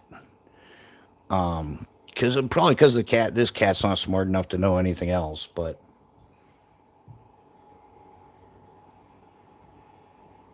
Bob the cat, I dig it. I could grab any rock in a gravel pit and throw it, and he would retrieve it and bring it right to me. Yeah, dogs are fun. Like they, especially when you get into the working breeds. Yeah, dogs are just fun. They're way more interactive. The cat, I don't know about the cat. I think we've just, unfortunately, the cat's older now and it's learned. We've just agreed to coexist. The Virginia Bushcrafter, how you doing? Welcome to the chat. How's life treating you? Hey, did we ever get a time on the TCal live? Is I'm pretty sure. Yeah, it's every Sunday he goes live, right?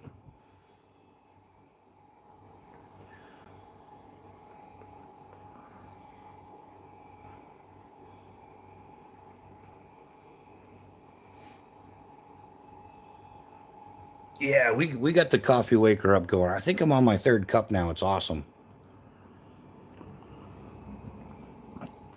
Yeah, so morning coffee. Ooh, can I get the right angle? Of course, I'm gonna spill this and look like an ass, right?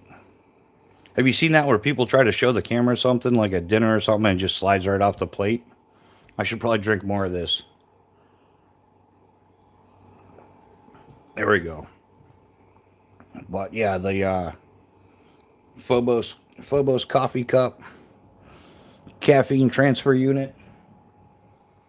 Twice Nick won last week. Hell yeah. Nick, you did win last week? That's awesome, dude. Yeah, I knew you won. You won at the TCal, or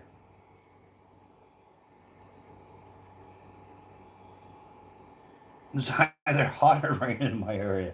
Yeah, Virginia Bushcrafter, same here. Yeah, it's either yeah, it's raining and the temp has dropped down to 60, so it's miserable and raining, that cold, damp northern type stuff. Or the sun's popped out just enough to make it like 95 degrees and 98% humidity.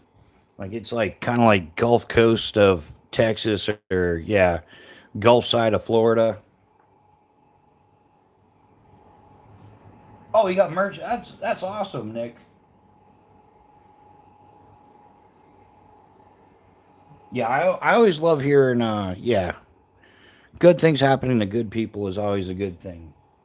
That's for two sets of patches for two people that want a set but maybe can't afford it.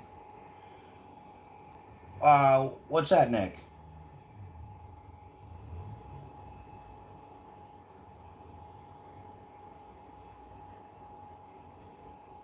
Oh, you did?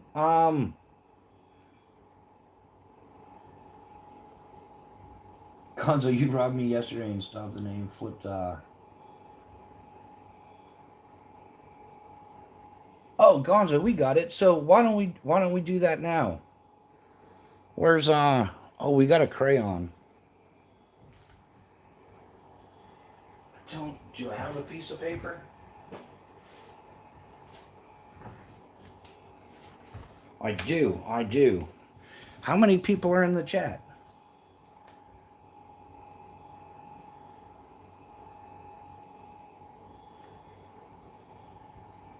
Oh well, we'll do a quick raffle thing then, because I don't want to choose somebody because that kind of shows favoritism. Not that I'm any better than anybody else. Um, but yeah, we'll do that. So there's 15. Yeah, 15 people in the 14. All right, so because everybody here, like I get grandfathered in because I'm experienced, dude. Being like I said, we've changed the word older to experienced. So we'll do the old numbers thing, the numbers game. I'll write down a number, put it in front of you, so I can't have changed it, and then we'll let everybody guess, and yeah, we'll do it that way. So it'll go to people that are in the live chat right now. That's awesome. Hey, thanks, Nick. We yeah, we definitely appreciate that, brother. Um, I gotta have some. Yeah, here we go.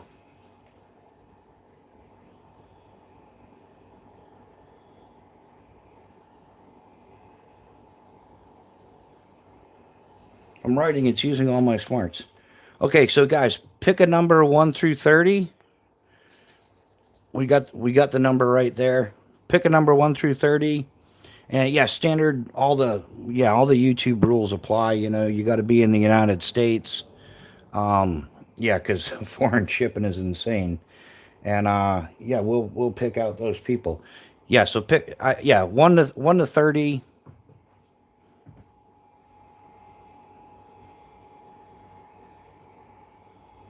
Chaos Theory 5 out of 16.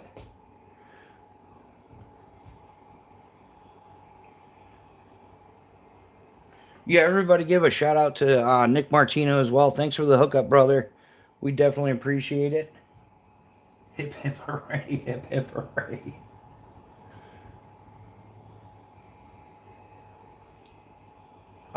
Did ever? Yeah, yeah. So yeah, we'll start now. 1 to 30. If you already put one in, we'll keep rolling with that. Jim, it's 1 to 30, so 32 is over.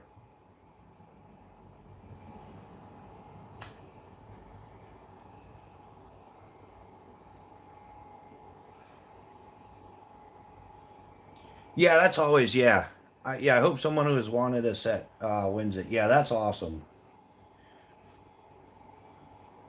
Oh, you were guessing over on. Gotcha, Jim.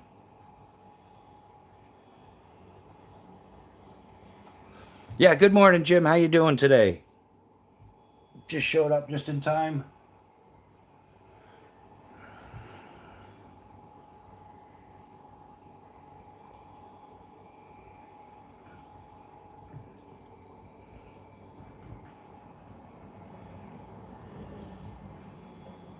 Of course, Chaos Theory is entering his number in metric.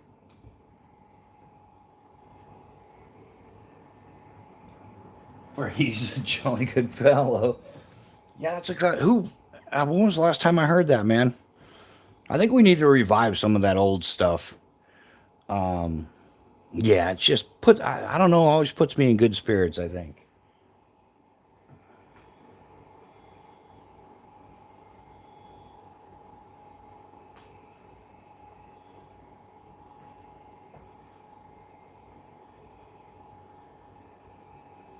Okay, enough old timey sell.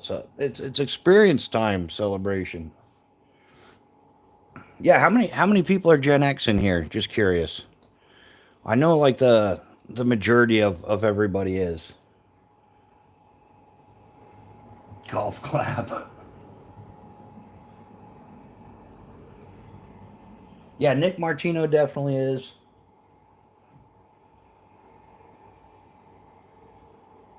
Yeah, Pat, I'm totally with you, man. Life was definitely cooler before the interwebs, and but, you know, it has its pros and its cons. But I think that I think that's why what separates Gen X is we had the technologies, but we still, you know, we kind of developed a happy medium. Um,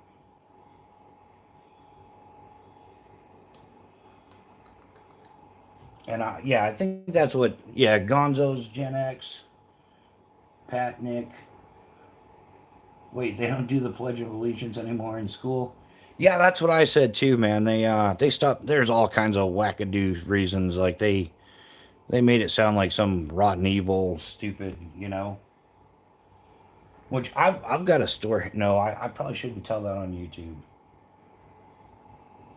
Yeah, Jim Cox definitely Gen X. Might need to do the gas before chat disappear. Oh, the give. Yeah. Yeah, that's where we're at. So everybody entered a number that wanted to, because I saw the person that had one. The number was 22, and the only person I saw with 22 was Desert Driven. Is Desert Driven? You still in here?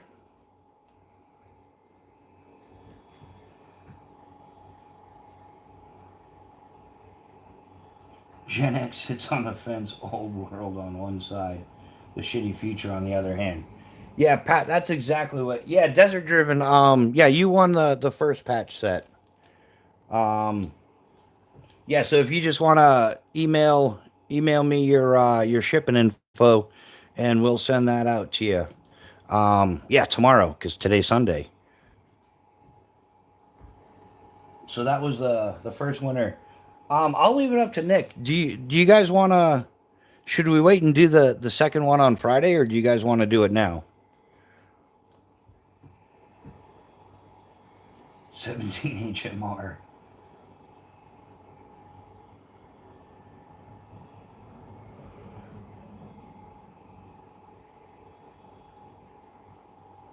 All right, yeah, okay. We'll do the second set on Friday, and I'll find a couple other things to put in with that as well. I'm sure I got a few things kicking around that we could put in there. Yeah, we'll do that then. So yeah, Desert Driven won the this set. So yeah, just email us email us your. It wouldn't do you any good to email us our address.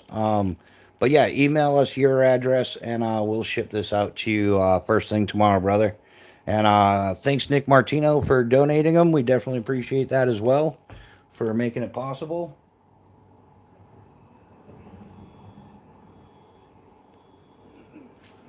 But yeah, we'll get that out to you. Yeah, thanks, Nick. We definitely appreciate it. Nick's been a huge help with the channel here. Awesome guy, and like I said, it's great. Nick and I agree upon everything pretty much except for maple syrup. But well, you can't agree upon everything. Sometimes you gotta just agree to disagree. I'm just throwing out numbers for fun. I'm craving a good cigar. Haven't had one in over 10 years.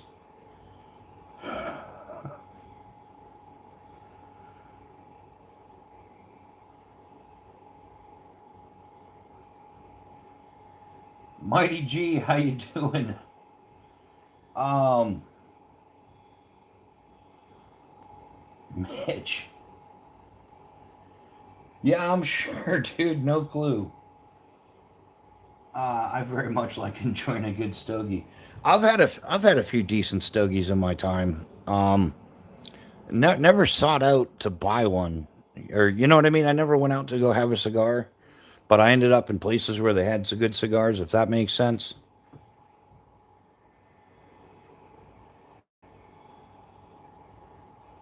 Yeah, yeah, he does, Pat. Um, I guess as long as he behaves, he can hang out. But yeah, if anybody wants to boot,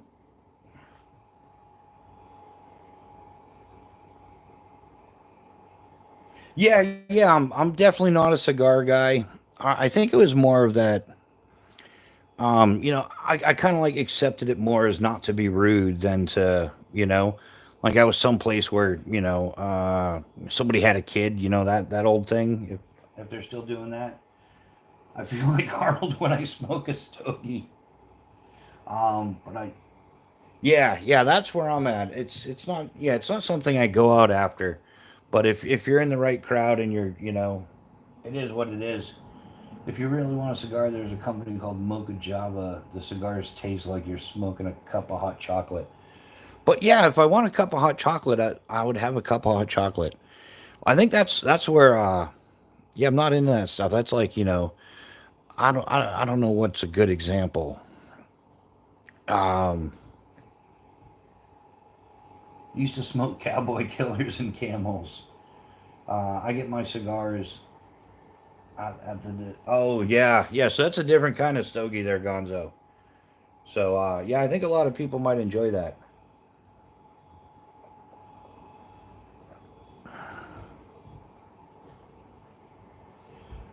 Drew Estate Liga Pravada number 9 is a great cigar. Oh, I remember those. Yeah, the mediums. Um,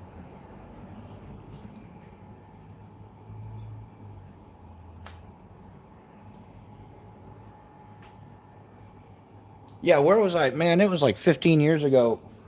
I was cycling through New York City, like by Manhattan and stuff. And yeah, like a pack of Reds, like 15 years ago, was like 14.50 plus tax out in Manhattan. It's just insanity. Yard work calls, great content and chat. If a veteran, please get treatment, Veterans Affairs, and get service connected. Yeah, right on, Master Sergeant. Thanks for hanging out with us. Awesome message, man. Yeah. Any veterans that need help, like reach out. We support the hashtag 22 a day no more. Everybody knows that on this channel, and we'll continue to get the word out. Of course, there's no links, nothing like that ever for stuff like that.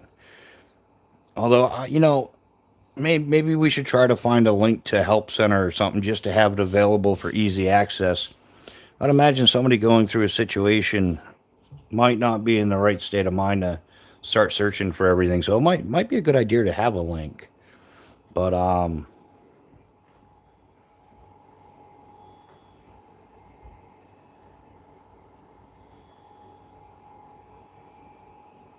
is that what that is, Nick Martino? The pound 988.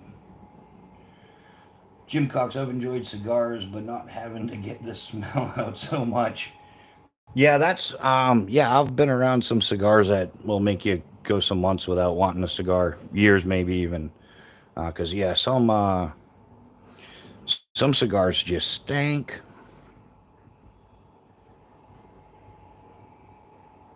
Okay, yeah. So the hash it's yeah pound 988 hashtag 988. Yeah, that's a mental health awareness. It's a hotline. Okay, so you just dial that and it'll bring you to the right place. I'll have to write that down actually, and that way there we can have it in case somebody asks.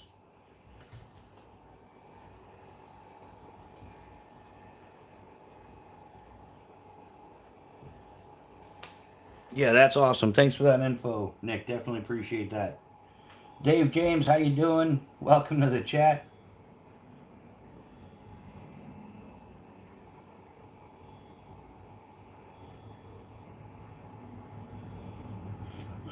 Yeah, Pat's having flashbacks to 4.99 a minute. No, this it's a different number, Pat. But yeah, we're with you, brother.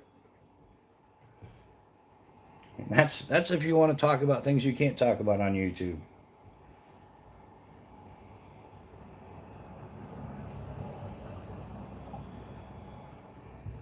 But yeah, that is extremely helpful. So yeah, so I guess yeah, what time does that TCAL start? 10:30, something like that? 11. I'm not sure. I just seem to catch it. I know is Grumpy Grunt going live today? Does anybody know? Oh, 10:30 Eastern, right on.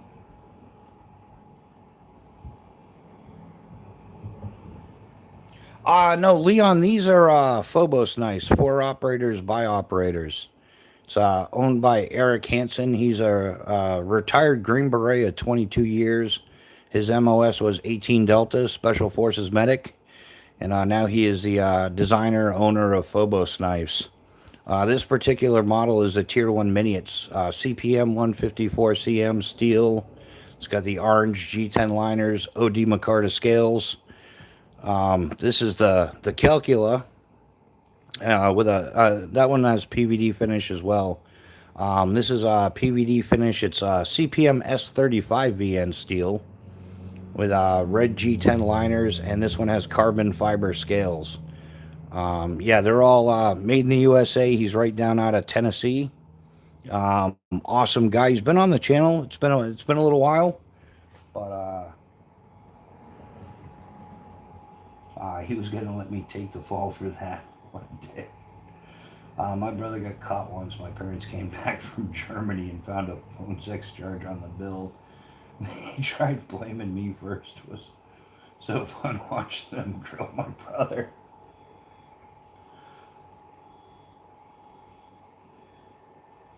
Oh, yeah, Desert Driven. Did you get that? Mrs. Bushcraft just posted it. Sorry about that. Yeah, I gotta get caught up on my comments again, huh?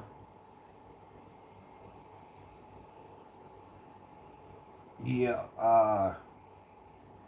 Oh, thanks, Leon. Yeah, he does. Yeah, what he does awesome job. Eric Hansen does an awesome job on his knives, and what do you? what do you expect from a guy that was a career Green Beret? I mean, definitely. Yeah, I'm overall impressed with all his work. It's really good. My next self indulgent is going to be a very strong slingshot. Yeah, man, I love the slingshots. I'm getting more and more into it. I do have to get a trap box so I can start shooting steel, though.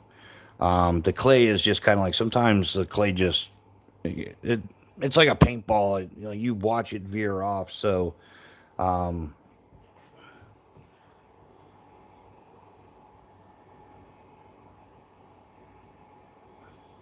Leon, they can you could use them.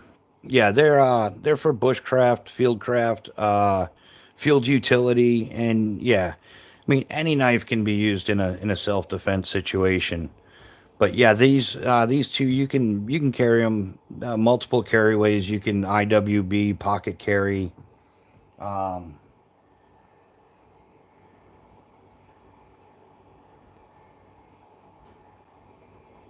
oh yeah, yeah, that'll definitely look good on one of your rifle bags, Desert, for sure. I have three sisters, one older, two younger, and has never caught a set of handcuffs.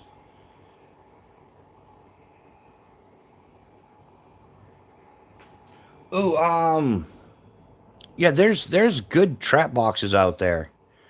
Um, Geez, I guess yeah, Simple Shot's got some options.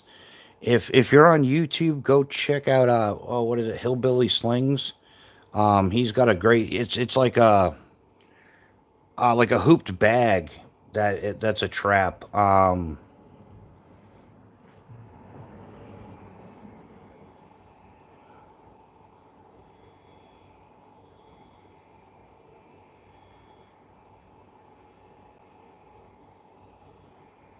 Yeah, yeah, Nick, I could build one. There's lots of ways that people build them out of barrels and things like that.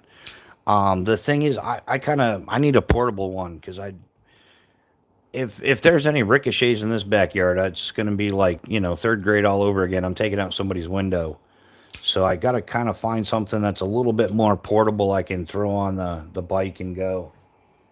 Good morning, Clint Crosby. How you doing? It's been a minute, brother.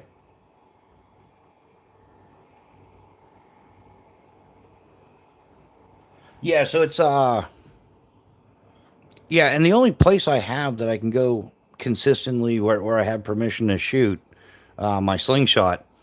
The guy's wicked cool about it. The only thing he said, he doesn't want the steel shot all over the place. He doesn't mind the clay because it's just it melts away within it rains a couple times, which is in a week here, and most of it's gone. Yeah, I'm sure. Yeah, you could use a bale of hay for sure. I think that would stop it. Yeah, just slingshot stuff. No, this slingshot is from Simple Shot.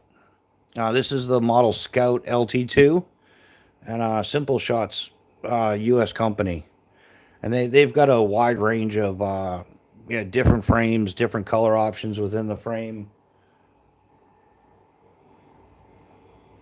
Yeah, Pat, I've seen those the little minis. I'm not sure, like it's definitely a fun plinker, but I'm not sure it has the kind of power behind it to hunt. I don't know. I could be wrong. It depends on band sets and everything. The slingshot thing is something I'm really learning about. To me, it's like pocket size archery. Yeah, Pat, what you got to do then is you got to get the pro version of this, which is like a CNC milled aluminum one, and then send it to Burkle Cerakote for a custom Cerakote. That's what all the cool kids are doing. Or at least that's what I plan to do. Yeah, slingshot. It is. It's like pocket size archery, just downscaled. Like you can still. I mean, the guys that are good at it, decent, like anything else.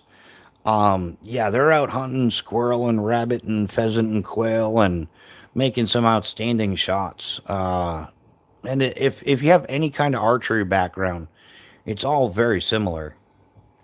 Um, yeah, Clint has a custom sling from KBN. Yeah, there's a bunch of custom makers right here on YouTube. Yeah, so if you check out the Smo Show, he I know he was doing some custom frames.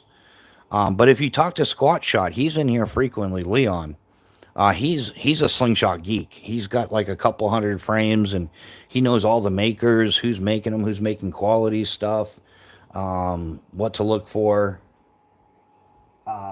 Gonzo, hey, just gave you a thumbs up on your last short.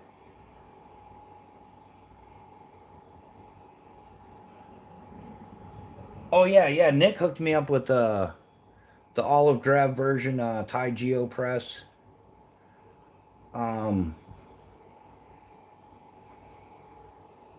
oh yeah, so we'll check that out on the channel here. Nick's gonna send us the Tops Mini. Leon, this is the Sage 5. Um, but Pat, Brand New American has the Sage 6.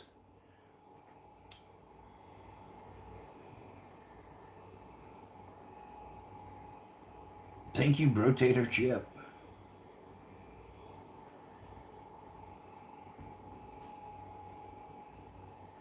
Yeah, Nick. Yeah, I can get to. Yeah, I'm gonna consult my man Leon about that and be like, and yeah, they're tubes instead of flat bands on that. So yeah, I gotta talk to Leon and yeah, he can probably make me bands for it. The tubes, yeah, tubes, not band. Like the flat bands versus the tubes. Yeah, it's all.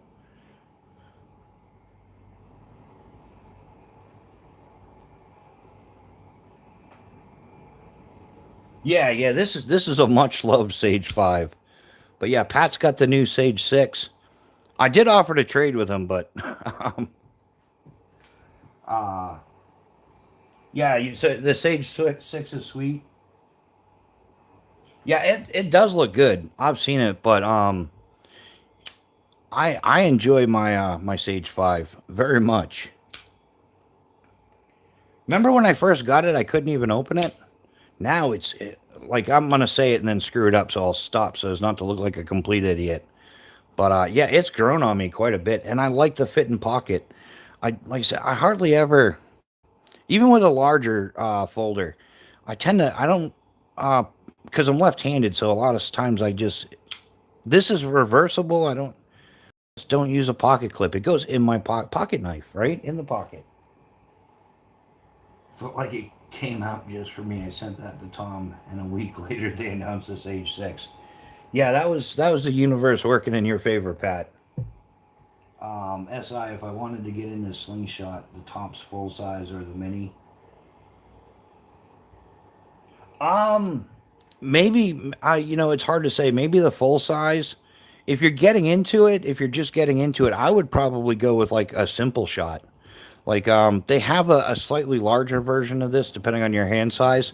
And quick disclaimer, yeah, everybody knows I got like small Sally McSally size hands. So the LT2 fits me great, but they have the Scout X, which is just a slightly larger version of this. And these are like $45 with a couple of bands and stuff. Um, yeah, if you're trying it, I would go with the Simple Shot Scout, one of the Scout series. Um,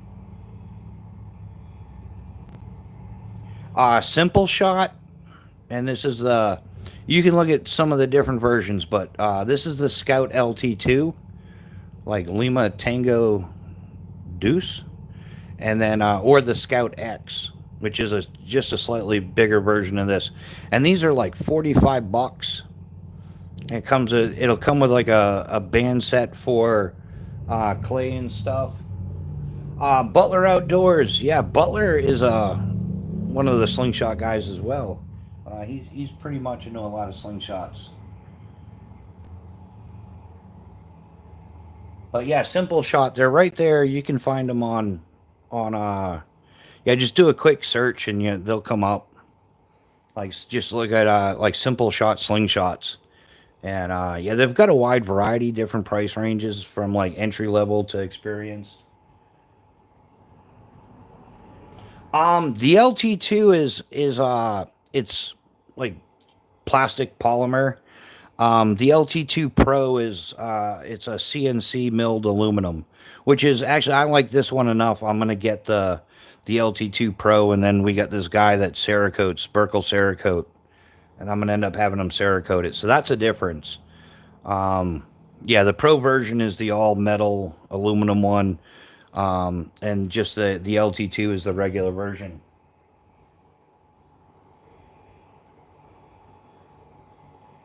Yeah, isn't that of someone the slingshot guy? Is that it's amazing how it works. I find that happens a lot. I don't know, like if you say their name or something, like YouTube gives them a notification if you start talking about slingshots or it's happened a couple times, like Burkle Cerakote. I'll be talking about Burkles and all of a sudden he pops in the live. Um, okay, so the Pro nor the top sport. Yeah, if you're looking for premium quality, yeah, I would. Yeah, if you buy once, cry once, I would get the Pro up front. Do you and Miss Bushcraft have any hobbies or activities that you share? Just life, man. Yeah, we haven't gotten out too much in the past couple of years. There's been a lot of change in life.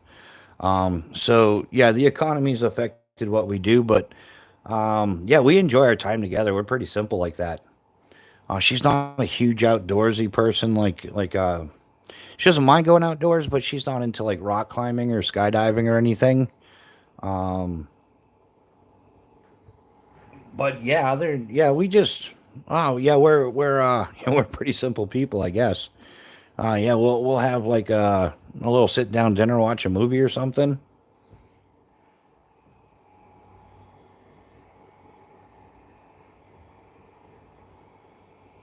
Yeah, Leon. Yeah, it is preference, but that's kind of the way I would lead. I would get into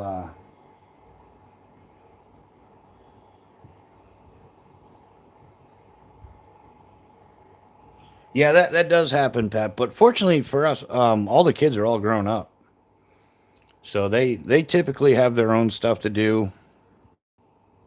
Uh, but yeah, they get into some of the stuff. Like they like to go to the county fairs and everything, but some different stuff like that. I'm just not into that stuff really. Um, yeah, we used to shoot the bows, but had to move. Yeah, yeah, we used to shoot the bows together quite a bit, but yeah, we had an indoor range for freak's sake. Like I had a decent, a full 10 yard range from line to target, with space behind the work. So, and then sometimes we'd shoot at the airport when I wasn't working. Yeah, we'd do the archery at the airport and stuff. But yeah, life has kind of changed, so we're just rolling with it. Actually, some of the YouTube stuff we do together. She helps out a lot with the emails and the shipping and things like that. And as the channel grows, she'll get more involved with it as well. Yeah, yeah, bows are addictive. They're a lot of fun too. Um, I think the only time, like when I got my skills really dialed in, that's the only time it sucks because if you can Robin Hood an arrow, you're gonna do it. And when you're paying 150, $160 a dozen, and you start Robin Hood and arrows for the fun of it, just to see if you still can, and yeah, that's the only yeah. So when I'm shooting my best, it's when it sucks the worst. Um, all right, yeah, Desert Driven. Thanks, man. We'll get, like I said, we'll get that out to you tomorrow for sure. We'll get it shipped to you.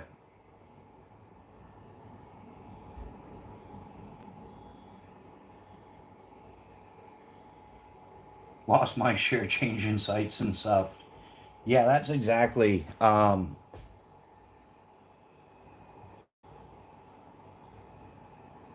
Yeah, so we've done a lot. We're like I said, the YouTube thing is growing though, and I think yeah, our plan with YouTube is to do like a mom and pop thing. Like I'd like to down the road get into custom kydex and everything, and she can do the shipping and stuff like that. So she could process orders, do all the. I hate computers, I really do. I'm not. Like they started making computers that were user friendly, but I'm a user that's not computer friendly. Um,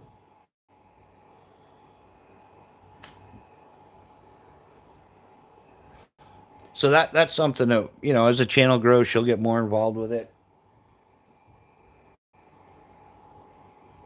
Yeah. I think, man, because there's a lot of Gen X guys. Remember taking the computer class in like junior high, and they were all about like you got to learn this stuff. Computers are the future, and we learned MS DOS. Not that I remember a single bit of it because it was that. But yeah, like we stopped it. Like we didn't use MS DOS anymore. Like they had us wasting hours and hours, and I think that's really what I started losing interest in computers when they first came out. Yeah, you and me both. It just took me 10 minutes to send you an email. Yeah, Leon, I do, but not anything on the channel. It's just yeah, YouTube is not pew pew friendly, so I just have nothing to do with that on the. In fact, sometimes I feel like the certain knives and stuff are just. But yeah, yeah, I've been shooting my entire life, but yeah. The thing I really want to get into is I want to get into recurve bows.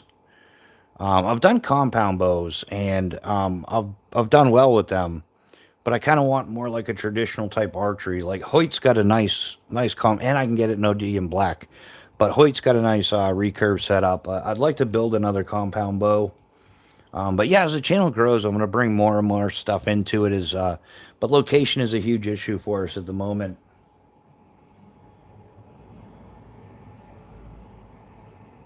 But yeah, I've shot my whole life, and back in the day, back in the '90s and stuff, I was on the rifle team for junior ROTC. I was on the rifle team and the drill team, so I can yeah, I've always been a decent shot, and but I can also I'm pretty good at DNC, drill and ceremony and stuff. I want to eventually upgrade and get a full carbon fiber kayak paddle. Yeah, Nick, you will not regret that, man. Definitely. I Yeah, I recommend a full carbon for flat water or white water.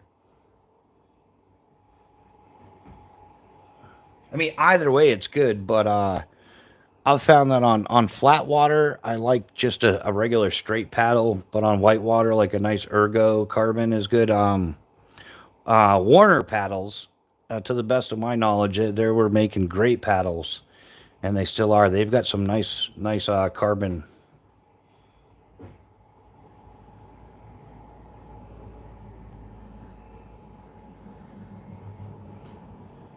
Yeah, I would check out Warner paddles, and they've got great carbon fiber paddles. The thing I don't like about carbon fiber is when it does break, it doesn't just break; it splinters, and you get all those little carbon fiber splinters. That's crazy.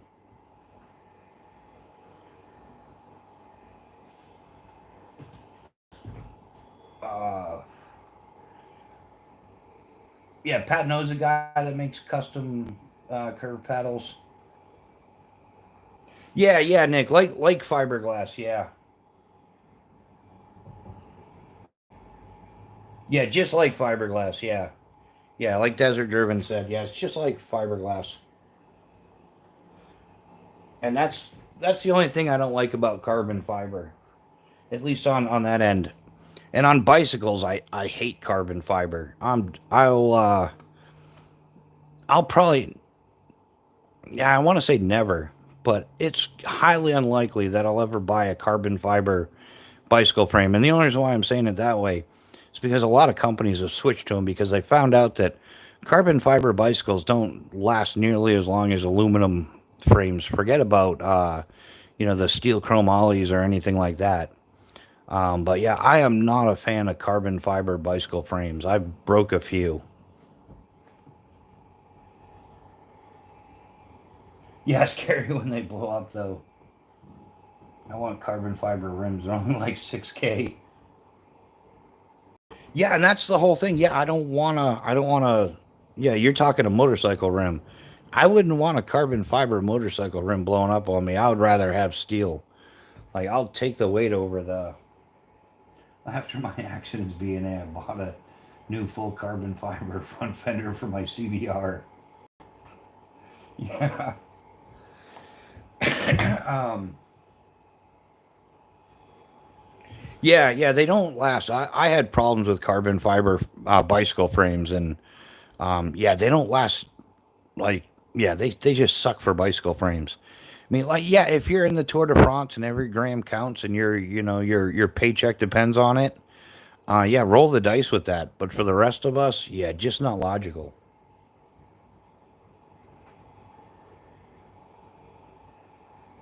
Yeah, after my accident, yeah, Nick, they do make Thai bike frames. In fact, that I would definitely invest in. Um, yeah, you're talking. I don't know. It's not too bad actually. I think somewhere's between like 3 and 5 grand, and for like a custom titanium bike frame. Yeah, exactly. Yeah, like Chaos says. Yeah, he's got yeah, there you go, Pat and Nick. Yeah, Chaos there's a motorcycle mechanic for like 25 years. Yeah, I don't think I could ever go like carbon fiber wheels. I had a carbon fiber disc wheel, but not like tri spoke or any of that stuff. Yeah, yeah, I'll take man if I could if things work out for me. Yeah, I think I'm gonna get a titanium frame, and we'll get Burkles to Cerakote it. Um, but yeah, I've got a cracked aluminum frame right now. That's what's holding me up. But I got my money's worth out of it and then some. Rode it for a solid decade. I've got somewhere around 130, 140,000 miles total. I've rebuilt the whole thing. I've gone through multiple drivetrains, multiple wheel sets. I mean, the only thing original on this bike is the frame. So, yeah, I do. Yeah, I'm a huge fan of the titanium now as well. Um, yeah, weight versus strength versus it seems like it's a bit more expensive, but it's worth it. It really is. They make cast aluminum rims that are safer but not as light.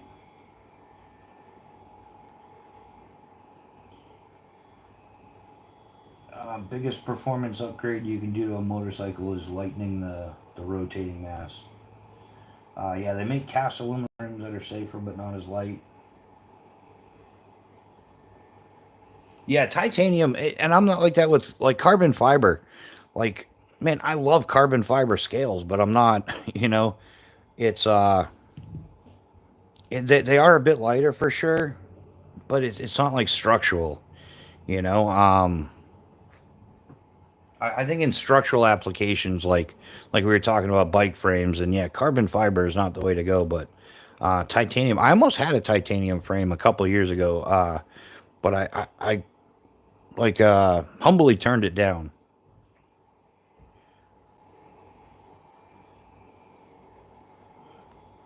But yeah, yeah, at least yeah, if you're in a car, I guess carbon fiber doesn't matter. It could still suck, but Nikki rode motorcycles. Hold on. Ended up with 2 shoulder surgeries, 18 months of rehab, and a titanium shoulder. But yeah, how we doing on time and stuff? Yeah, does anybody know if Grumpy Grunt's going live today? Because it's about 9:20. He usually goes at about 9:30. Yeah, Pat, I like the magnesium stuff too, but the only if you're anywhere around like brackish water, like close to the ocean even, yeah, magnesium has its problems. I learned that the hard way. I had some fancy Shimano fishing reels. I was, using in fresh water and stuff, and then I ended up fishing in brackish water, and it destroyed like the spool was magnesium, and yeah, it totally destroyed the spool. Oh, Grumpy hasn't messaged you. All right.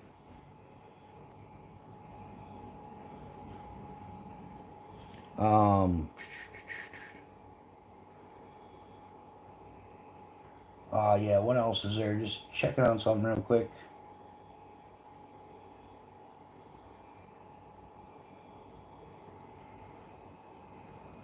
Yeah, magnesium isn't worth it. Yeah, it's a whole lot of money, and it's very sensitive. Like I said, yeah, and those man, they were like $500 fishing reels, $600 back in the day. Um, Oh, we will be going live. All right, sweet, sweet. That's awesome. So yeah, we know that we got a couple minutes.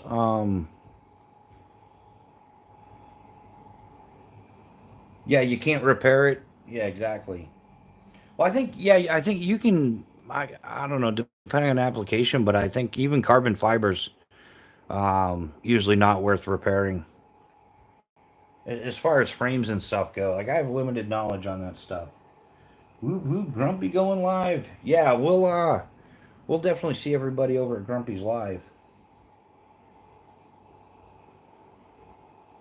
Weird because magnesium. Yeah, that's magnesium is a great fire starter, but yeah, I can't argue with that. I watched a 55-gallon drum of magnesium go up. We used like a gallon of water as like a catalyst. We set it in the bonfire, and yeah, we destroyed cameras that night. That thing got so bright it cooked out the electronics in Camo. Oh, Bobo Schnoggins, how you doing, man?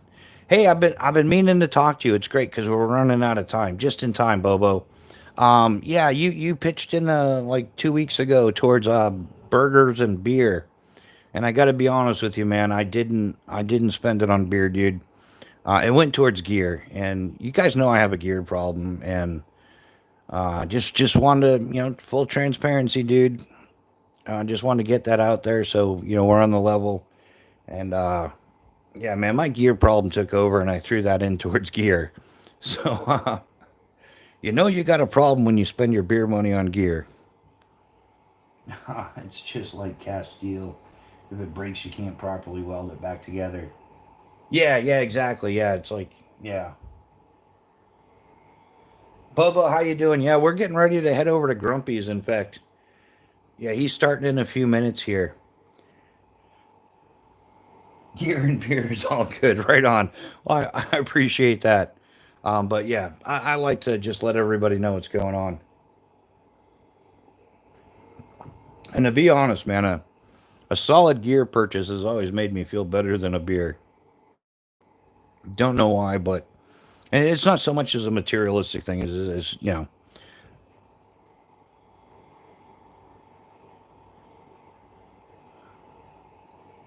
Oh, she's already saying, yeah. So we're gonna wrap this one up, guys. Grumpy Grunt starting in a few minutes. Um, geez, Pat, do you wanna drop a link for Grumpy Grunts live for anybody wanting to head that way, or anybody, Nick, anybody with a wrench?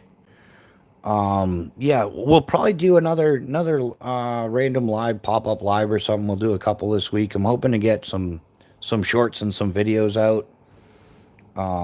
Yeah, we'll see how that goes with the technology. Same. I would always much rather have something to show over something not like beer. Yeah, yeah, Nick. I've been like that for quite a few years. Um, yeah, but we'll still we're still gonna keep our schedule going. Friday nights at 8 p.m. We did change the time on Sundays. I started doing them at 7 a.m. instead of 8 a.m. Usually Mrs. Bushcraft is at work, so I just end up like, hey, might as well go live, right? And more like a hangout, a social, and a coffee. But thanks to everybody for hanging out. We definitely appreciate you being here, and we should have some new gear next week to show. We're still piecing all that together, but yeah, definitely appreciate all you. Love you all hanging out. Always a pleasure, guys. We'll see you at Grumpy's and then probably over at TCal as well afterwards. But yeah, thanks for hanging out, guys. We'll see you soon. Everybody have an awesome day. Be safe. Drive fast. Be safe. Have an awesome day. We'll talk to you guys soon. Later, all.